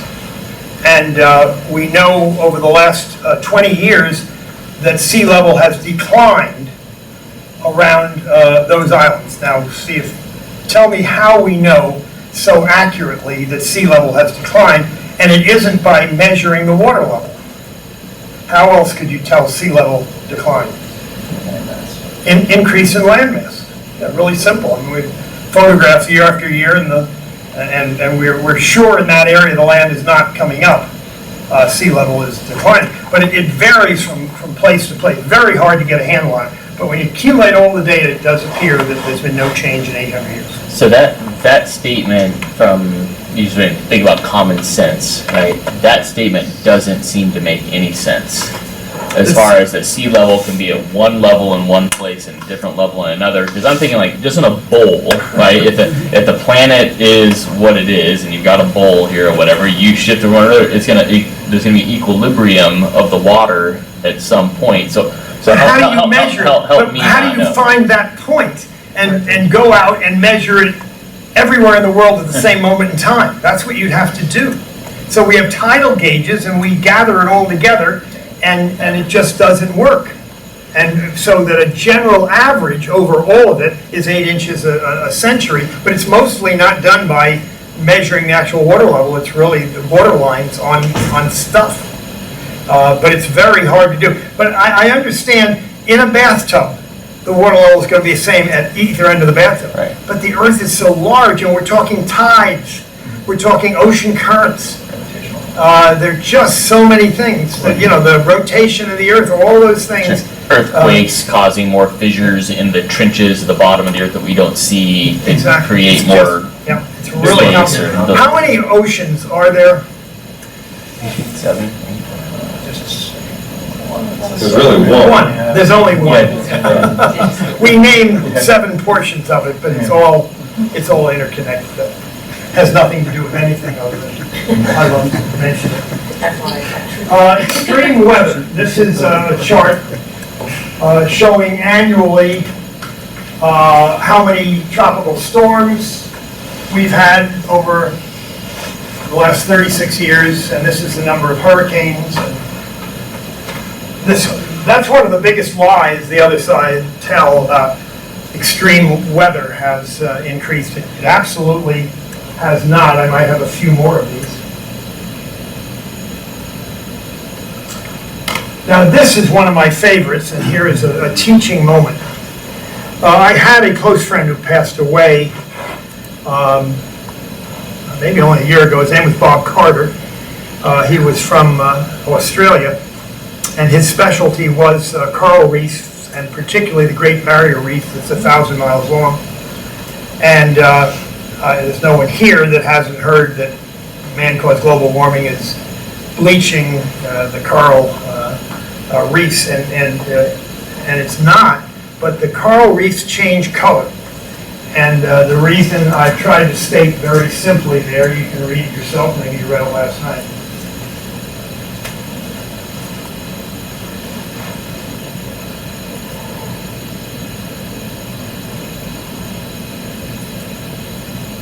And the bottom last few sentences are the greatest huge loss of revenue. I mean, the tourist attraction of looking at the Great Barrier Reef is huge, and The environmental activists have scared people away from it by saying, oh, it's been ruined, it's all bleached out. So any change in environment, I mean, water warms and cools and currents change, any change can make the bacterial population decide that they're not comfortable in that reef and leave and go elsewhere, and another one takes its place. And so when they move out, the corals tend to turn whiter because the bacteria has color, and it leaves and the coral reef is whiter, and then it gets colored again, or whatever tint of white it is.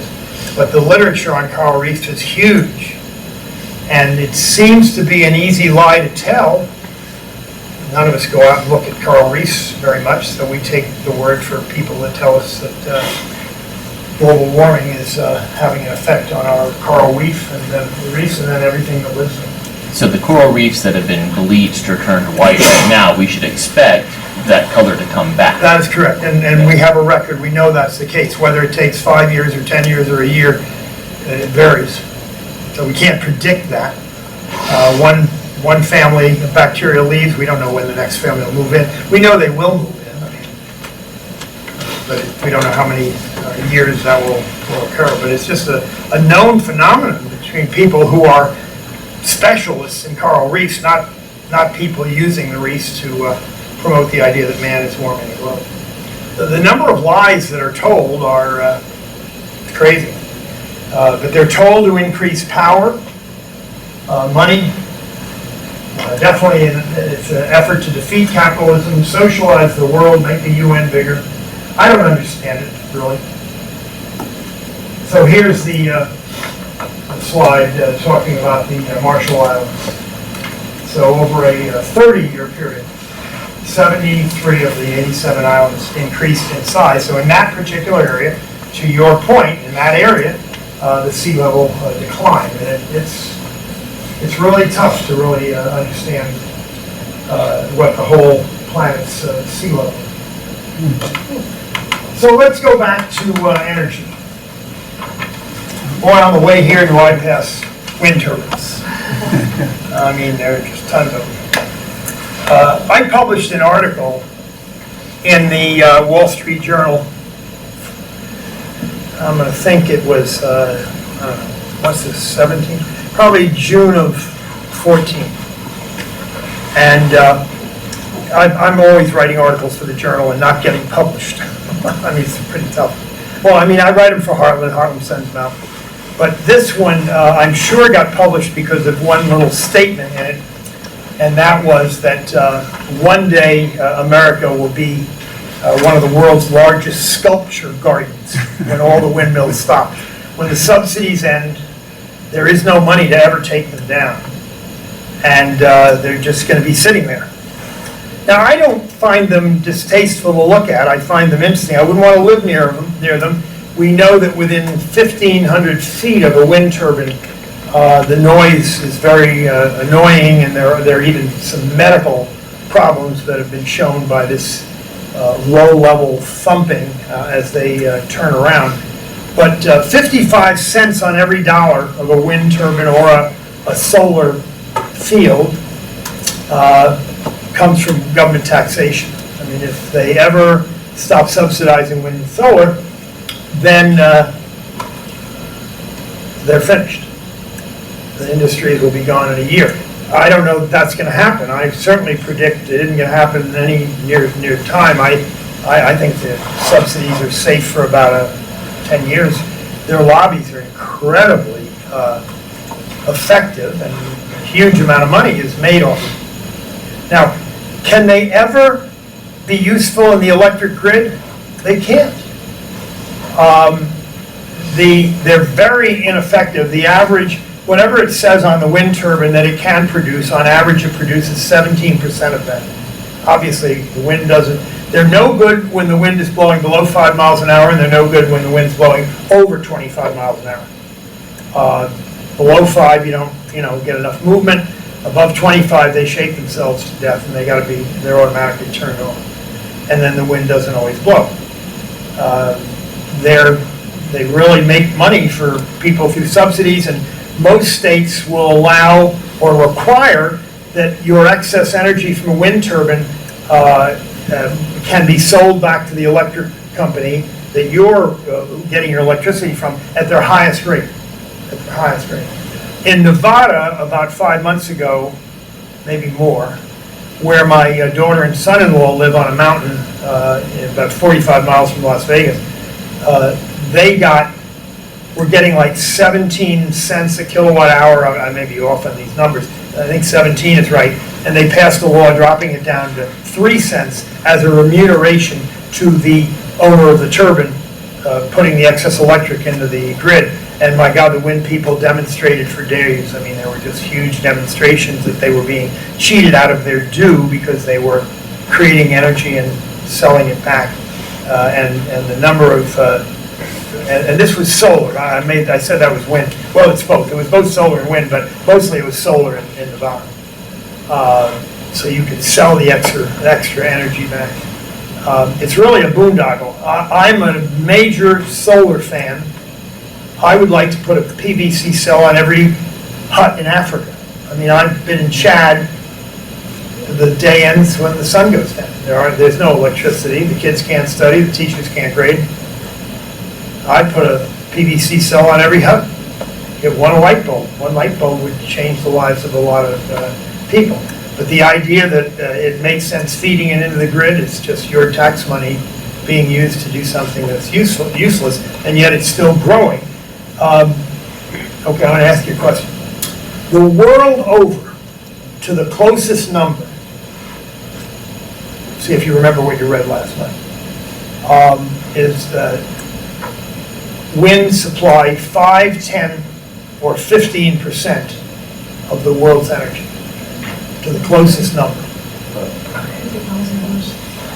And of course, it's none of the above. The closest number is 0. Wind supplies 0.46%. Solar 0.35. They're growing, but they're small, so they're growing by leaps and bounds, but it still amounts to nothing. But wow, I mean, the power and the money behind it, it's huge. I mean, I used to think that I could help to stop it, but now I know how insignificant I am. Do you think that there are advancements to be made in efficiency? Thank you for asking that question. They're as close to 0 as possible. I mean, we were talking about improving the motor. We've really, the amount of research been done on the turbine itself. They're really good. I guess I was talking more about solar. Well, the PVC cells are very, very inexpensive now. They really couldn't get much cheaper. I mean, China makes them for next to nothing. The big solar farm in Tonopah, California, there are 350,000 mirrors aimed at a huge container of oil. And the mirrors heat the oil, and that creates steam, and the steam runs turbines. It costs $2 billion. It was intended to produce, I can't remember how many megawatts it was, but it's producing 20% of what it was intended to produce, and it's killing 500,000 birds a year. I mean, it just fries them as they fly through. And your $2 billion of your tax money was entirely paid, pretty much entirely paid by the government. So the big solar stuff is no. Now, in Australia, they have huge solar farms, and they're mirrors, and they're also PVC cells, and they employ a ton of people. Would someone like to tell me they're in the outback, the center of Australia, where nobody lives? Why do they employ a lot of people? Clean off the cells. Just hundreds of people have to go out and dust the mirrors and the PVC cells because the sun can't get through, and it's the dustiest, deserty. It's also something that could be eliminated by technology. I mean, yeah. You could argue that they could have like self-cleaning units. Yeah, now, true. Originally, you were saying something about solar cells that were heating a boiler unit. Yes. And that seems more like thermal, more than the photovoltaic cell. You could, yeah. I mean, I'm sure that word is attached somewhere in there. Yeah. But talking about employing people, nothing to do with this just something I'll predict for you in your future years. Robots aren't going to drive, the net impact of more and more robotics is going to be a plus of jobs, not a negative.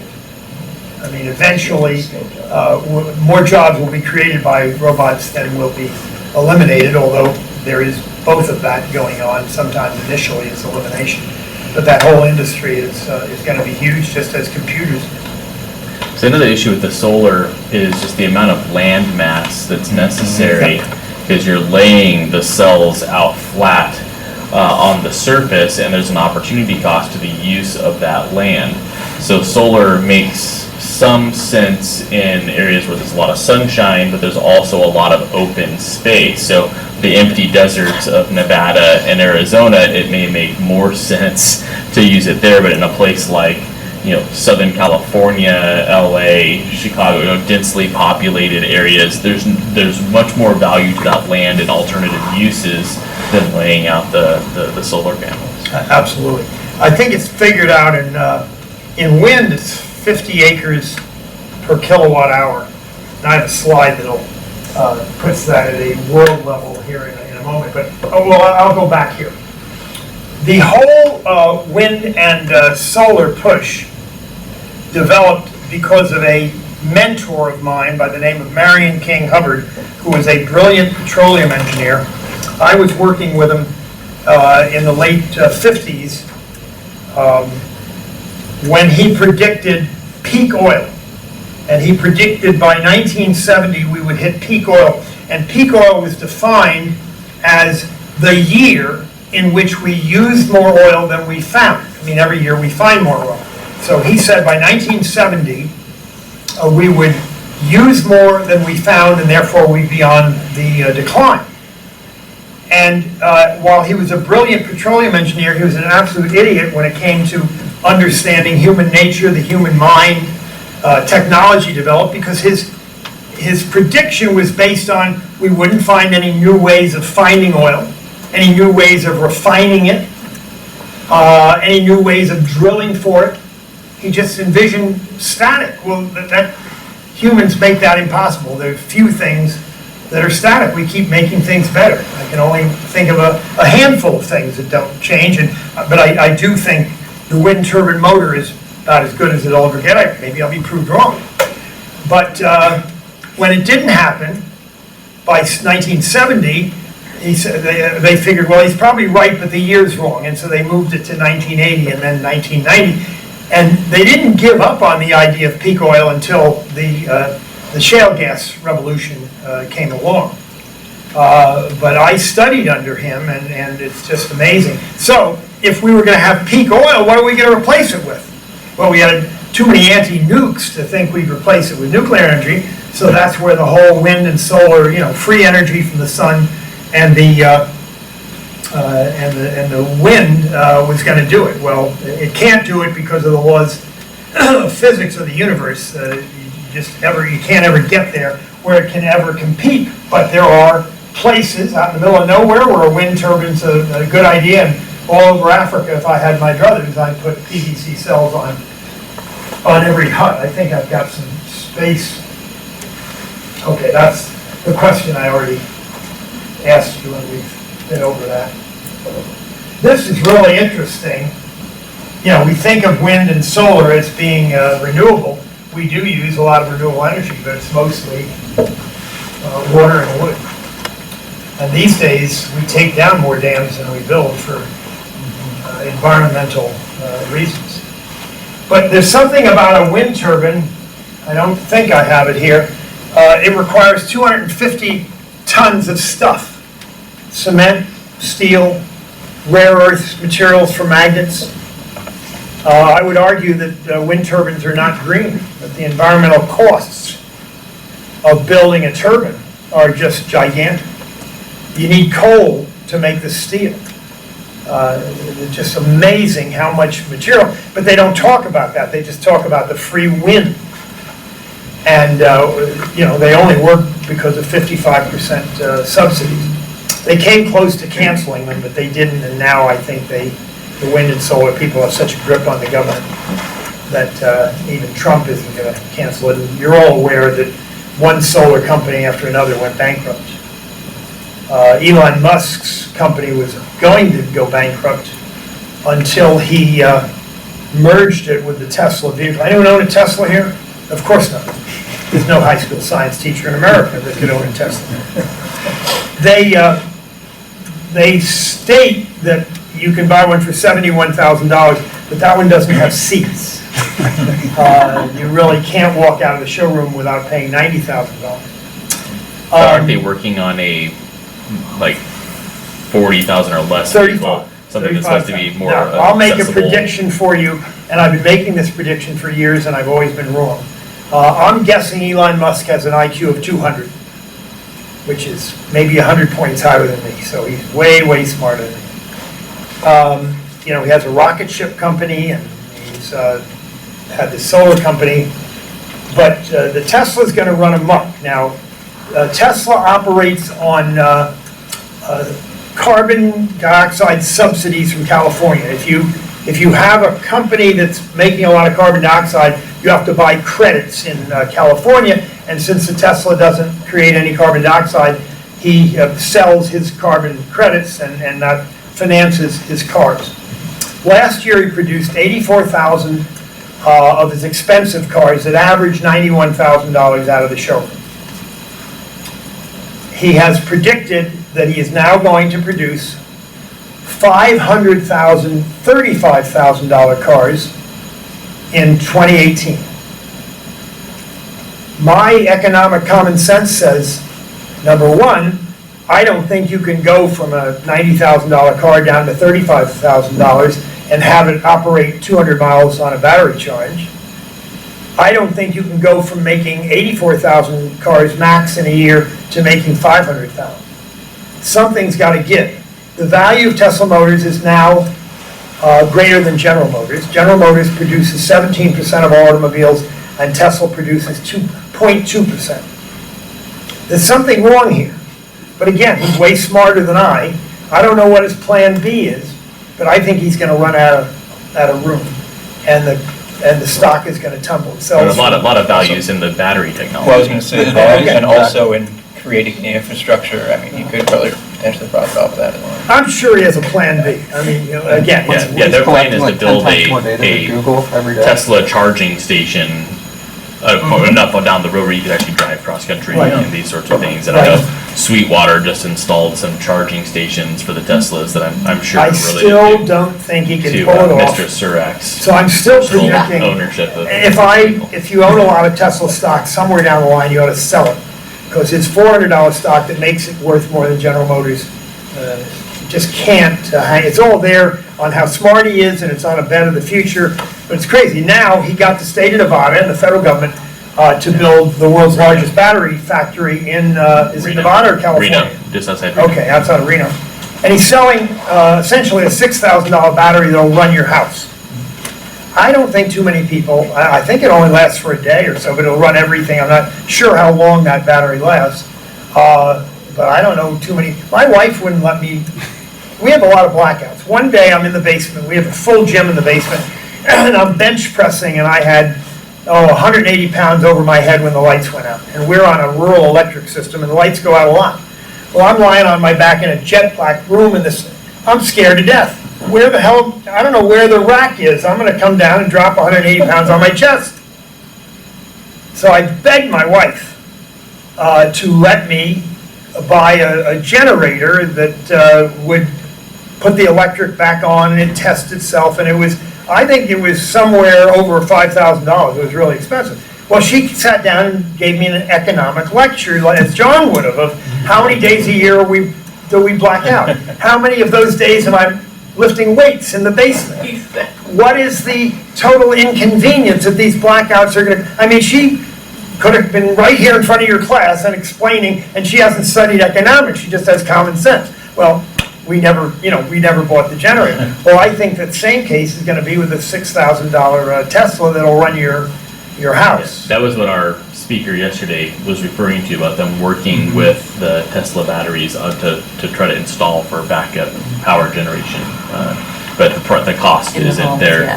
The cost efficiency. Also, to be fair, like most battery backups, generator backup, so like usually fuel powered or something. Right, the Whereas diesel, this not is supposed to fuel or be whatever. used in Yeah. conjunction with solar PV Right. cells generally, or wind, but I would say- Now, our son-in-law and daughter brag about their solar house. They really have a solar house because they're off the grid on a mountain in Nevada. Well, the batteries cost $15,000, That's very expensive. and they wore out in 4 years. And my wife paid for a good bit of it, and they brag about how they don't have an energy bill. Well, I mean, that's BS, they have not added, you know, they absolutely do. And when they became radical leftists, I told my wife to stop subsidizing them. And anyway, but it's funny how you can hide some of the costs in your mind. Now, this is interesting. And I know a number of people that have run the numbers on that. The world energy is supposed to increase by about 2% a year, and the wind people, it would require 350,000 wind turbines to supply that additional 2%. At 50 acres, per megawatt. That would require the land area of the British Isles, including Ireland. And over 50 years of doing that, it would take a land mass the size of Russia. Those are accurate numbers because I've run the numbers pretty accurately on, our average power plant is 1,000 megawatts. That's 1 billion watts.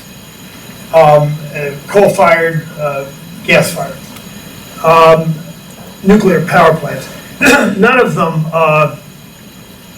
take 200 acres. Most of them less than that, but I'll use 200 acres anyway. To do it with wind, it's like 300 square miles. Multiply that by 640 and you know how many acres.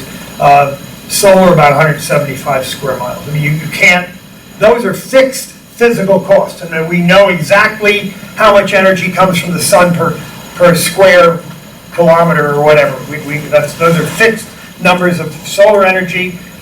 We know, what the wind, on an average in any area, how much wind blows, and of course, the turbines have to be separated or they interfere with each other, so you can only put so many. Now, if you have small turbines, you can get more of them. Nowadays, we build, most of them are considered to be, I think, 2 megawatts or something, or whatever the number is.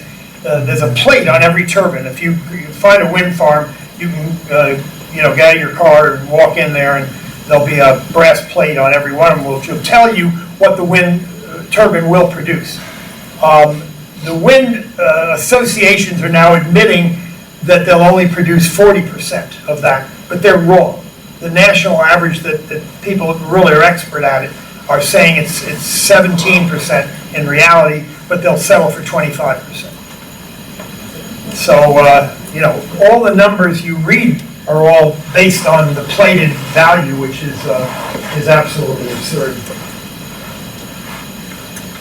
And this we already talked about, 250 tons of material for a turbine. And those are environmental costs, and they're just never discussed. But like I said, I think they're beautiful. I mean, I see them as sculptures, and they're moving, and I mean, we drove here, and while it annoys me economically and physically, I actually think they're cool looking. They're just moving. And the most amazing thing, and I wish I knew the numbers, you would not believe the speed of the tip of the windmill. It looks like slow motion. But you're way so many feet out, and it's incredibly fast. I wish I remembered the number, but that tip is just really moving, and yet it looks. How fast? I was in Africa, and the most gorgeous, what we have in Columbus now, kangaroos, when they run, look like they're moving in slow motion. These super long legs. It's almost kind of like the blades on a turbine, but they run so gorgeously. It looks like slow motion because their legs are so long, and I always think of them when I see the turbines, because I think they're pretty, but again, I wouldn't want to live within 1,500 feet of them. But, if I had a big farm and the government, somebody was going to give me a nice piece of change every month for letting them put a turbine on my property, and my house was 1,500 feet away, I don't think I'd object, so I mean, it's, that's economics too. Whoops. That's not, okay, this is one of the interesting ones. Teach you a little chemistry and physics if you don't already know. Everybody knows about Kilimanjaro melting. Everybody. Glacier is 14,000 years old. And the ice is all gone. It has never been warmer than 32 degrees on top of the mountain, and yet the ice is all gone. And what happened is they forested the mountain for wood. And what was a forest all the way up the mountain became, dry hillside. And so the hot air from the bottom in Africa just rose up, and you got hot, dry air, and it allowed the ice to sublimate. It went directly from solid to gas. My wife is not much of a physicist, and I had a lot of problems on the way here trying to explain sublimation to her. I don't know if you teach it at all, but my wife's the smartest person I know, but she's not a scientist and she didn't have any of you for a science teacher. And I love to teach her little bits of science, and sometimes she gets it, and sometimes she doesn't. But actually, I then started a whole lecture. You really don't want to spend a lot of time around me because I don't stop teaching. If you speak to me in an elevator and I'm going up 5 floors, I'm going to try to teach you something about something on the way up in the elevator. I just love to doing it. I'm always in cabs. And this is sort of funny. I was in one yesterday in Washington. It took forever in rush hour to get to the airport, and I had a really nice cab driver. So I gave him a lecture on global warming, and he was astounded. He had never heard any of it. And he was such a great listener, I gave him a huge tip. Really paid attention, and I thought I taught him something. But I was teaching my wife then. I went beyond and talked about everything can be a solid, liquid, and gas. And that's, kind of interesting. And how does water fit in there? Tell me something unique about water and what I just said. Well, it's physical, properties as far as on a molecular level. It's polar. That's kind of. Well, it's simpler than that. It is the only substance I know that exists on the Earth in all 3 states. I can't think of anything else. There may be something else, but not that I can think of. But anyway, the Kilimanjaro story is an interesting one, and most everybody has heard about it. And sure, the ice is gone, and it's gone, half of the time that it has been gone has been when man was building power plants and automobiles and factories. So going back to the very first handout, that is an absolute fact. The government spends $6 billion a year, it has for probably 15 years, supporting research on man-caused global warming. I'm telling you, if you apply for a grant to show that man is not responsible for the temperature of the planet, you're not going to get the money. Don't waste your time. I mean, that's unfortunate. I suspect that will change with Trump as president. I'm not sure how much power he has with all this stuff. Yesterday I was lecturing to people at EPA, and it was fascinating to find out the new administrator's name is Scott Pruitt. He was the Attorney General of the state of Oklahoma. He supported pulling out of the Paris Accord. I was surprised to find out how little power he has in what EPA does, because the vast majority of all the employees of EPA are government, what do you call people who work? Civil servants? Civil servants, yeah. Very limited in what he can change. And then I also heard he's going to run for Senate, or that's his long-term plan of people close to him. And so a lot of his things he'll deal with him wanting to be a senator, so he'll kind of walk lightly, doesn't want to disturb too many people in Oklahoma that he wants to vote for.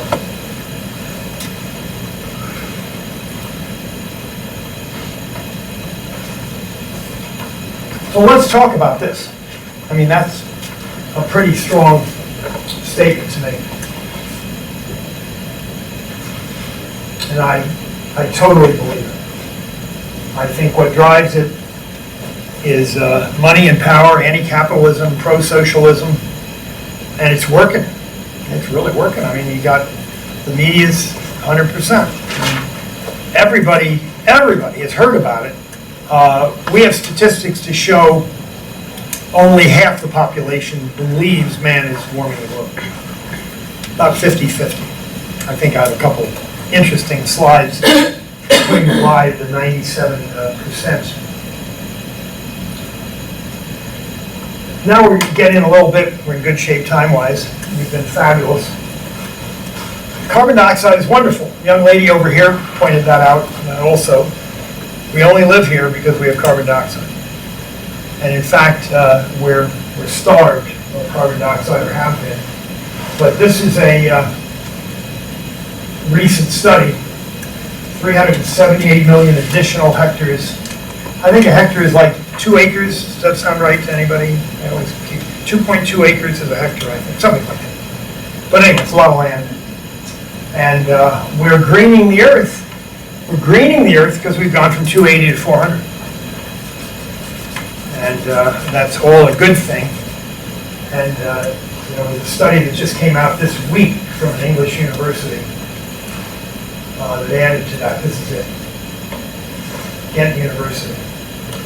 36% of the African continent has become greener in the last 20 years, and only 11% has become less green. So that's 25% positive. A little bit about carbon dioxide. I do a lot of work in agriculture. And 150 parts per million is the minimum of survival of plant life. And the reason is kind of common sense.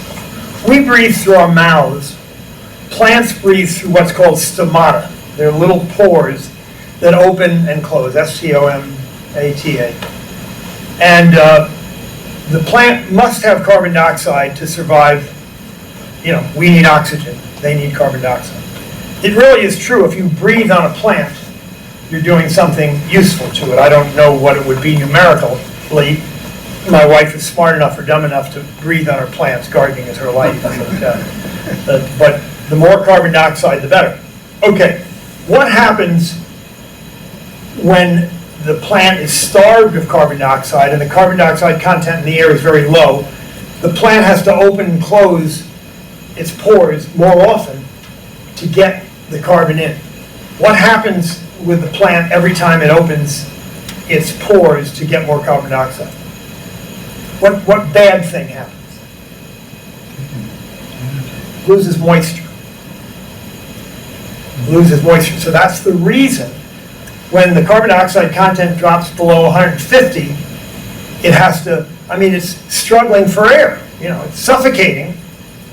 And so it's opening and closing so much, it loses its moisture. It really dies of, what's the word for lack of? Dehydration. Dehydration. Plant dies from dehydration. I used to do a lot of hiking before I broke my hip. And I was attempting a rim-to-rim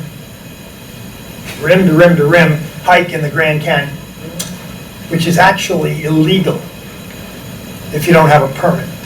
And we were attempting to do it in 24 hours. And my wife is a much better hiker. There were 4 of us, and they were all better than me. So I decided that I would go down one rim, I think the Bright Angel Trail. I'd hike across, and I wouldn't go up. I was behind, so I would just stay, and then I'd just go back across and go up the same rim I went in.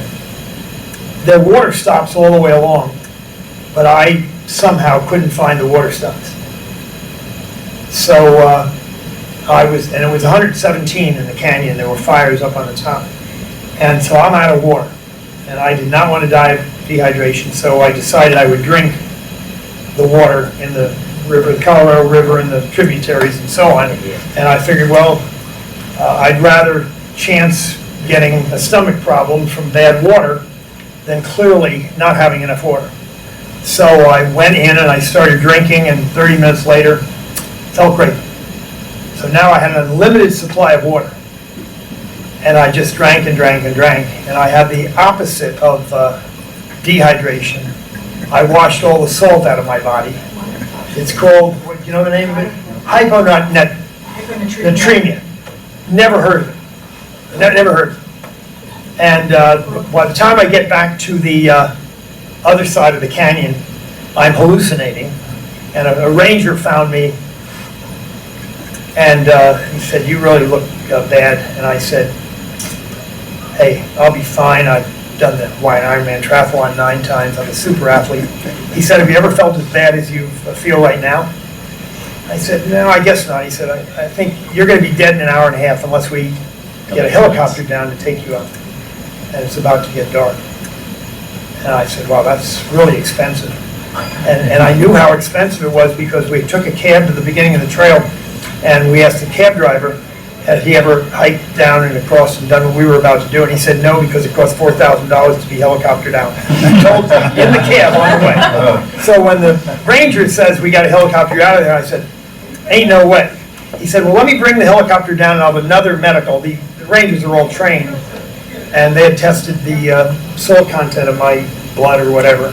So he got another, the helicopter pilot jumps out. He measures me, and he says I have less than an hour and a half to live if they don't take me out. And so they did, and took me to a hospital and pumped me with saline, and I was fine in a few hours. But it really pissed my wife off. It took 3 years to pay off the helicopter bill, and she was very, very disturbed about it. But then we get home, and we watch a videotape of hiking in the Grand Canyon, which we failed to watch before we did it. And like the opening part of it is 13 people die every year in the canyon from hyponatremia, drinking too much water. Never heard. Reading instructions really helps, but I'll never live that one down.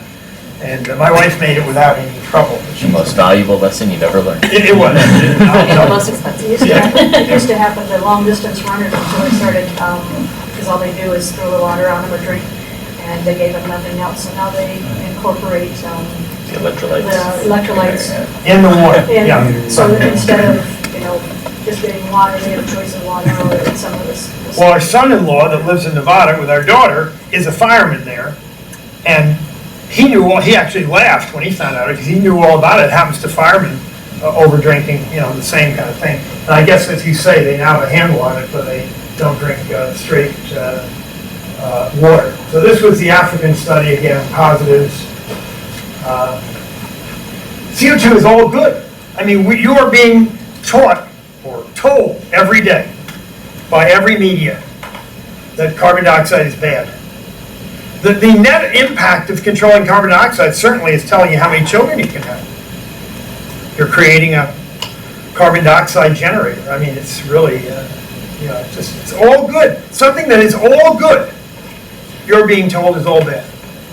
And even though we withdrew, I think I started to say this and I didn't right at the beginning of the lecture, 19 states have decided they're not going to pull out of the Paris Treaty.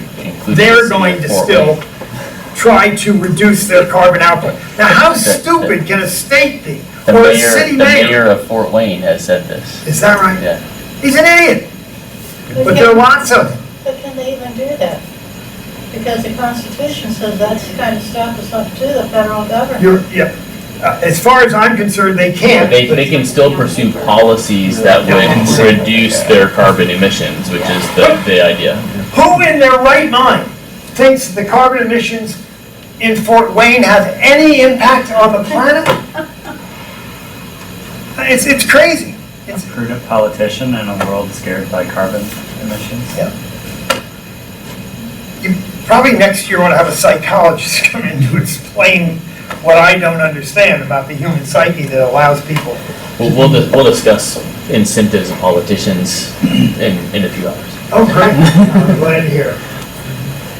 This is one of my favorites. Something I know for sure because I've measured.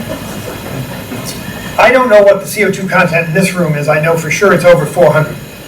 I don't know if it's 600 or 700, but there are enough of us exhaling in the warmth and all. It's higher. And I have measured a room of 200 people. You get 2,000. And submarines try to limit it to 5,000. Now, we're talking about a nuclear submarine being underwater for a month at a time. And they try to keep it at 5,000. But I was talking to a fellow, a submariner, yesterday in Washington, D.C., and he says it gets up to 8,000. The point being, there's no downside. I mean, there just isn't anything wrong with carbon dioxide. We know that every plant grows better under more carbon dioxide than not. I mean, they've done 1,000 experiments. Everything. The Dutch have been growing tulips under double carbon dioxide for my whole lifetime. It's, I think the biggest problem in America is our education. People are not getting good enough education, and their science education probably leads the list of what they know least about. So, I mean, your role is huge. I mean, you're just the most important people in every school. And that's why it's so exciting to have an opportunity to talk to you. We've already, talked to 150. I mean, we're so darn lucky we're at 400. I hope all of you live long enough to see 600. I don't know, what the modeling predictions are, but I'm sure I'll live to see 450. I'm planning on living to be 114 and a half. The reason being that hardly anyone lives longer than that, and I don't want to be greedy. So I'm settling for it. There have been, for the last 15 years that I've tracked it, 65 people living in the United States who are 114. And almost none of them get to be 150. So I'm being conservative, and that's all I'm going for. So I figure I have 30 plus years to be teaching.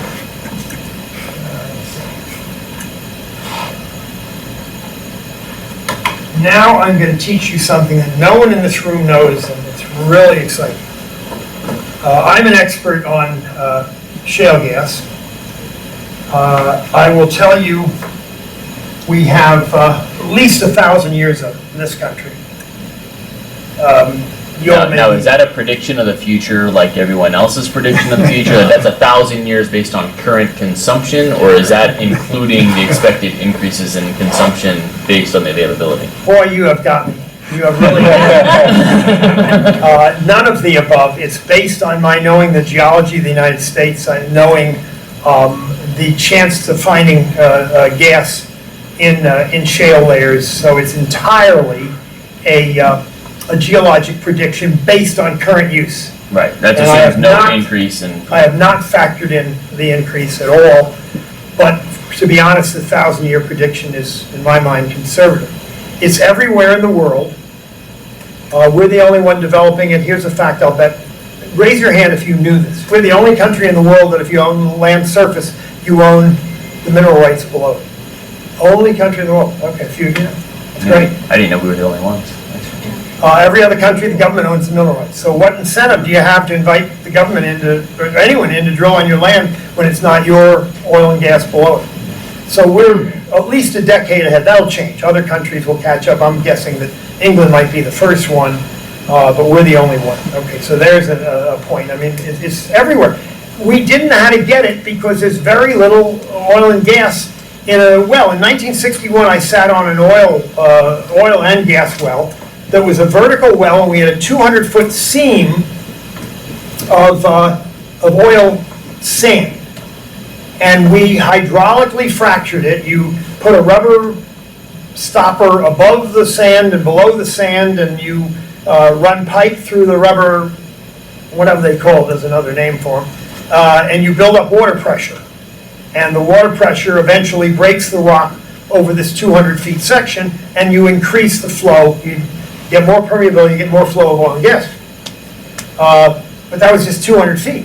When we figured out how to drill horizontally, we can now go out, not 200 feet, we go out 2 miles and fracture it all. There's very little oil and gas in shale, but when you have 12,000 feet of it, or 8,000, probably the average they go out is 8,000 now, but they're getting out further. Okay, but there's something you don't understand. Every diagram you... Tell me if anyone knows what I'm about to tell you, because for some reason they don't spread this around. It's virtually impossible to pollute groundwater by hydraulically fracturing a horizontal well.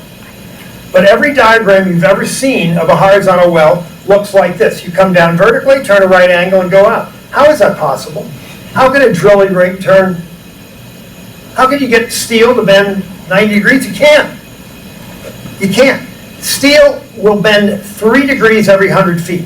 That's the best flexibility we have that we're using now. So every 100 feet, we can, at the bottom, we can offset the bottom 3 degrees.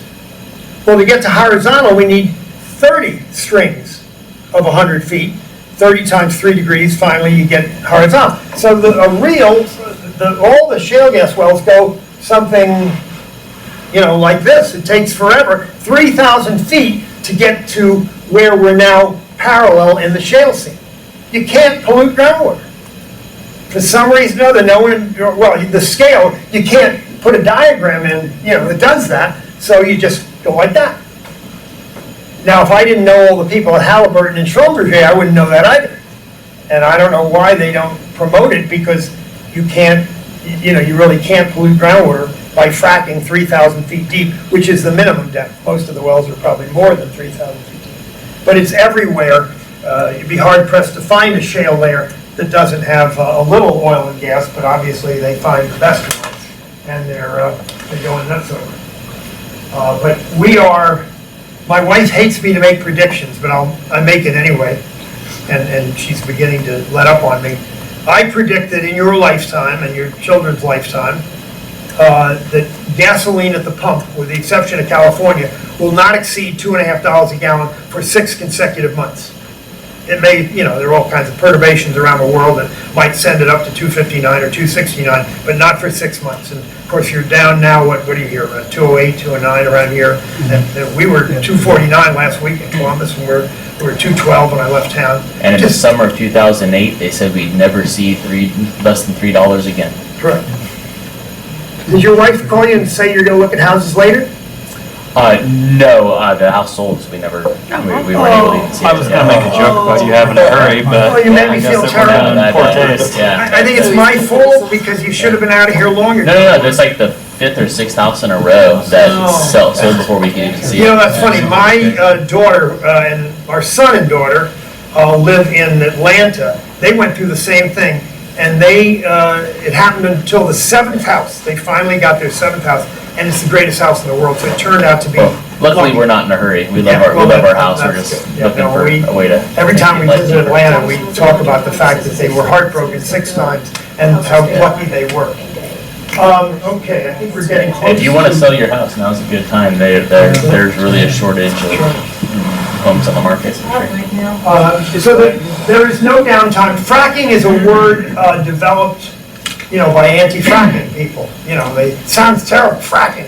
It's hydraulic fracturing. It's been around. The first well hydraulically fractured, by the way, I kind of explained to you, was in 1947, and I said I was involved in the well in 1961, but it wasn't until we were able to drill horizontally, the way I explained to you. And the reason we can turn the drill stem over the 3,000 feet is we have a GPS in the bit, and the bit swivels. We can control it from the surface and make the bit change, direction, and that's how it works. That part of it is fairly simple. Not before GPS. We had to, be able to control it that way. But it's the future, and it's really everywhere.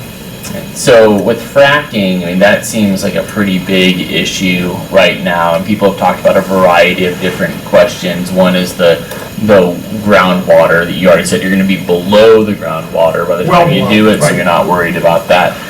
People have also talked about sinkhole issues, earthquakes, these sorts of things. Is there anything about fracking that we should be concerned about? Yes. The sinkhole issue is a separate issue, and it has to do with places where you wash out the line. So it's really only a Florida problem. There are a few other places, but not really related. But the earthquakes are real, but it's not the fracking. It's putting the water back in the ground. You have all this water, and the water comes back eventually to them, and then they dispose of the water that's now dirty. And if you put it down in an area that is seismically active and there are plates that are moving a little, you get very minor seismic, maybe a 1.5 Richter. That would be high, but that's all disposal of the water. And most states now are limiting the rate you can dispose water of, where you can dispose of it. So we've pretty much got a handle on the earthquake activity, but it's not really, right, you get a perturbation. It's not like it would even move a teacup in your house. You certainly wouldn't feel it, but it's still enough of a problem that's been dealt with. Yes?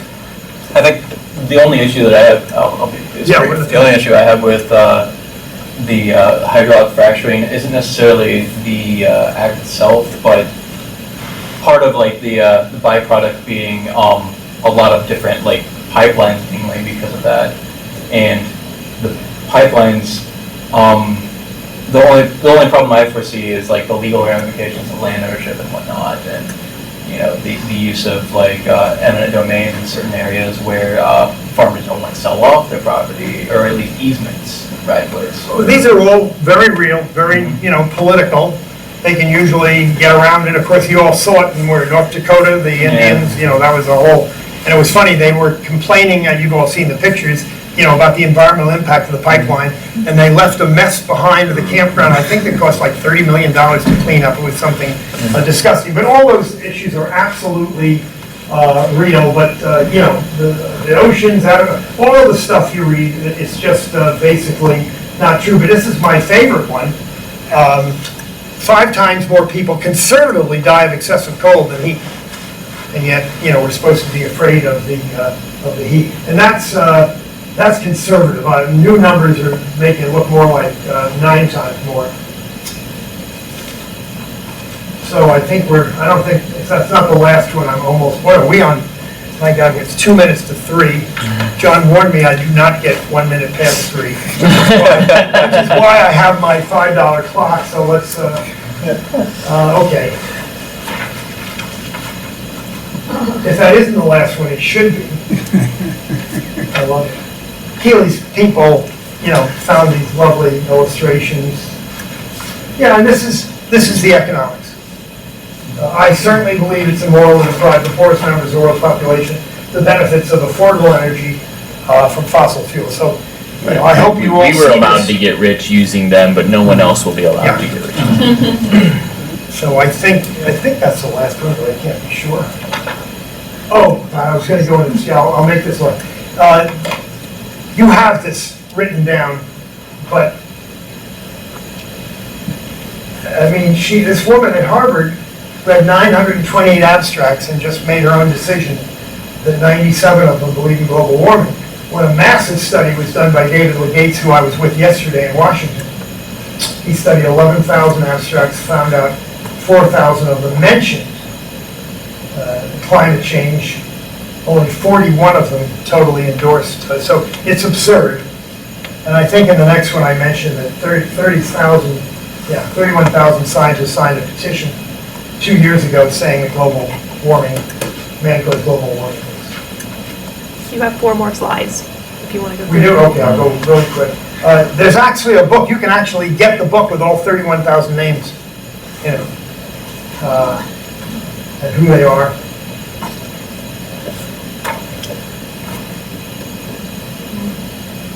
I already said that the alarmists get at least an order of magnitude more money than people like me.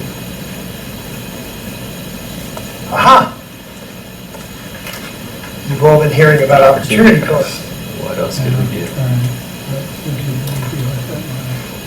And certainly in my mind, the answer is no. And I also predict cooling. I hope you live long enough to see that we're probably going into a cooling trend in about 20 or 30 years,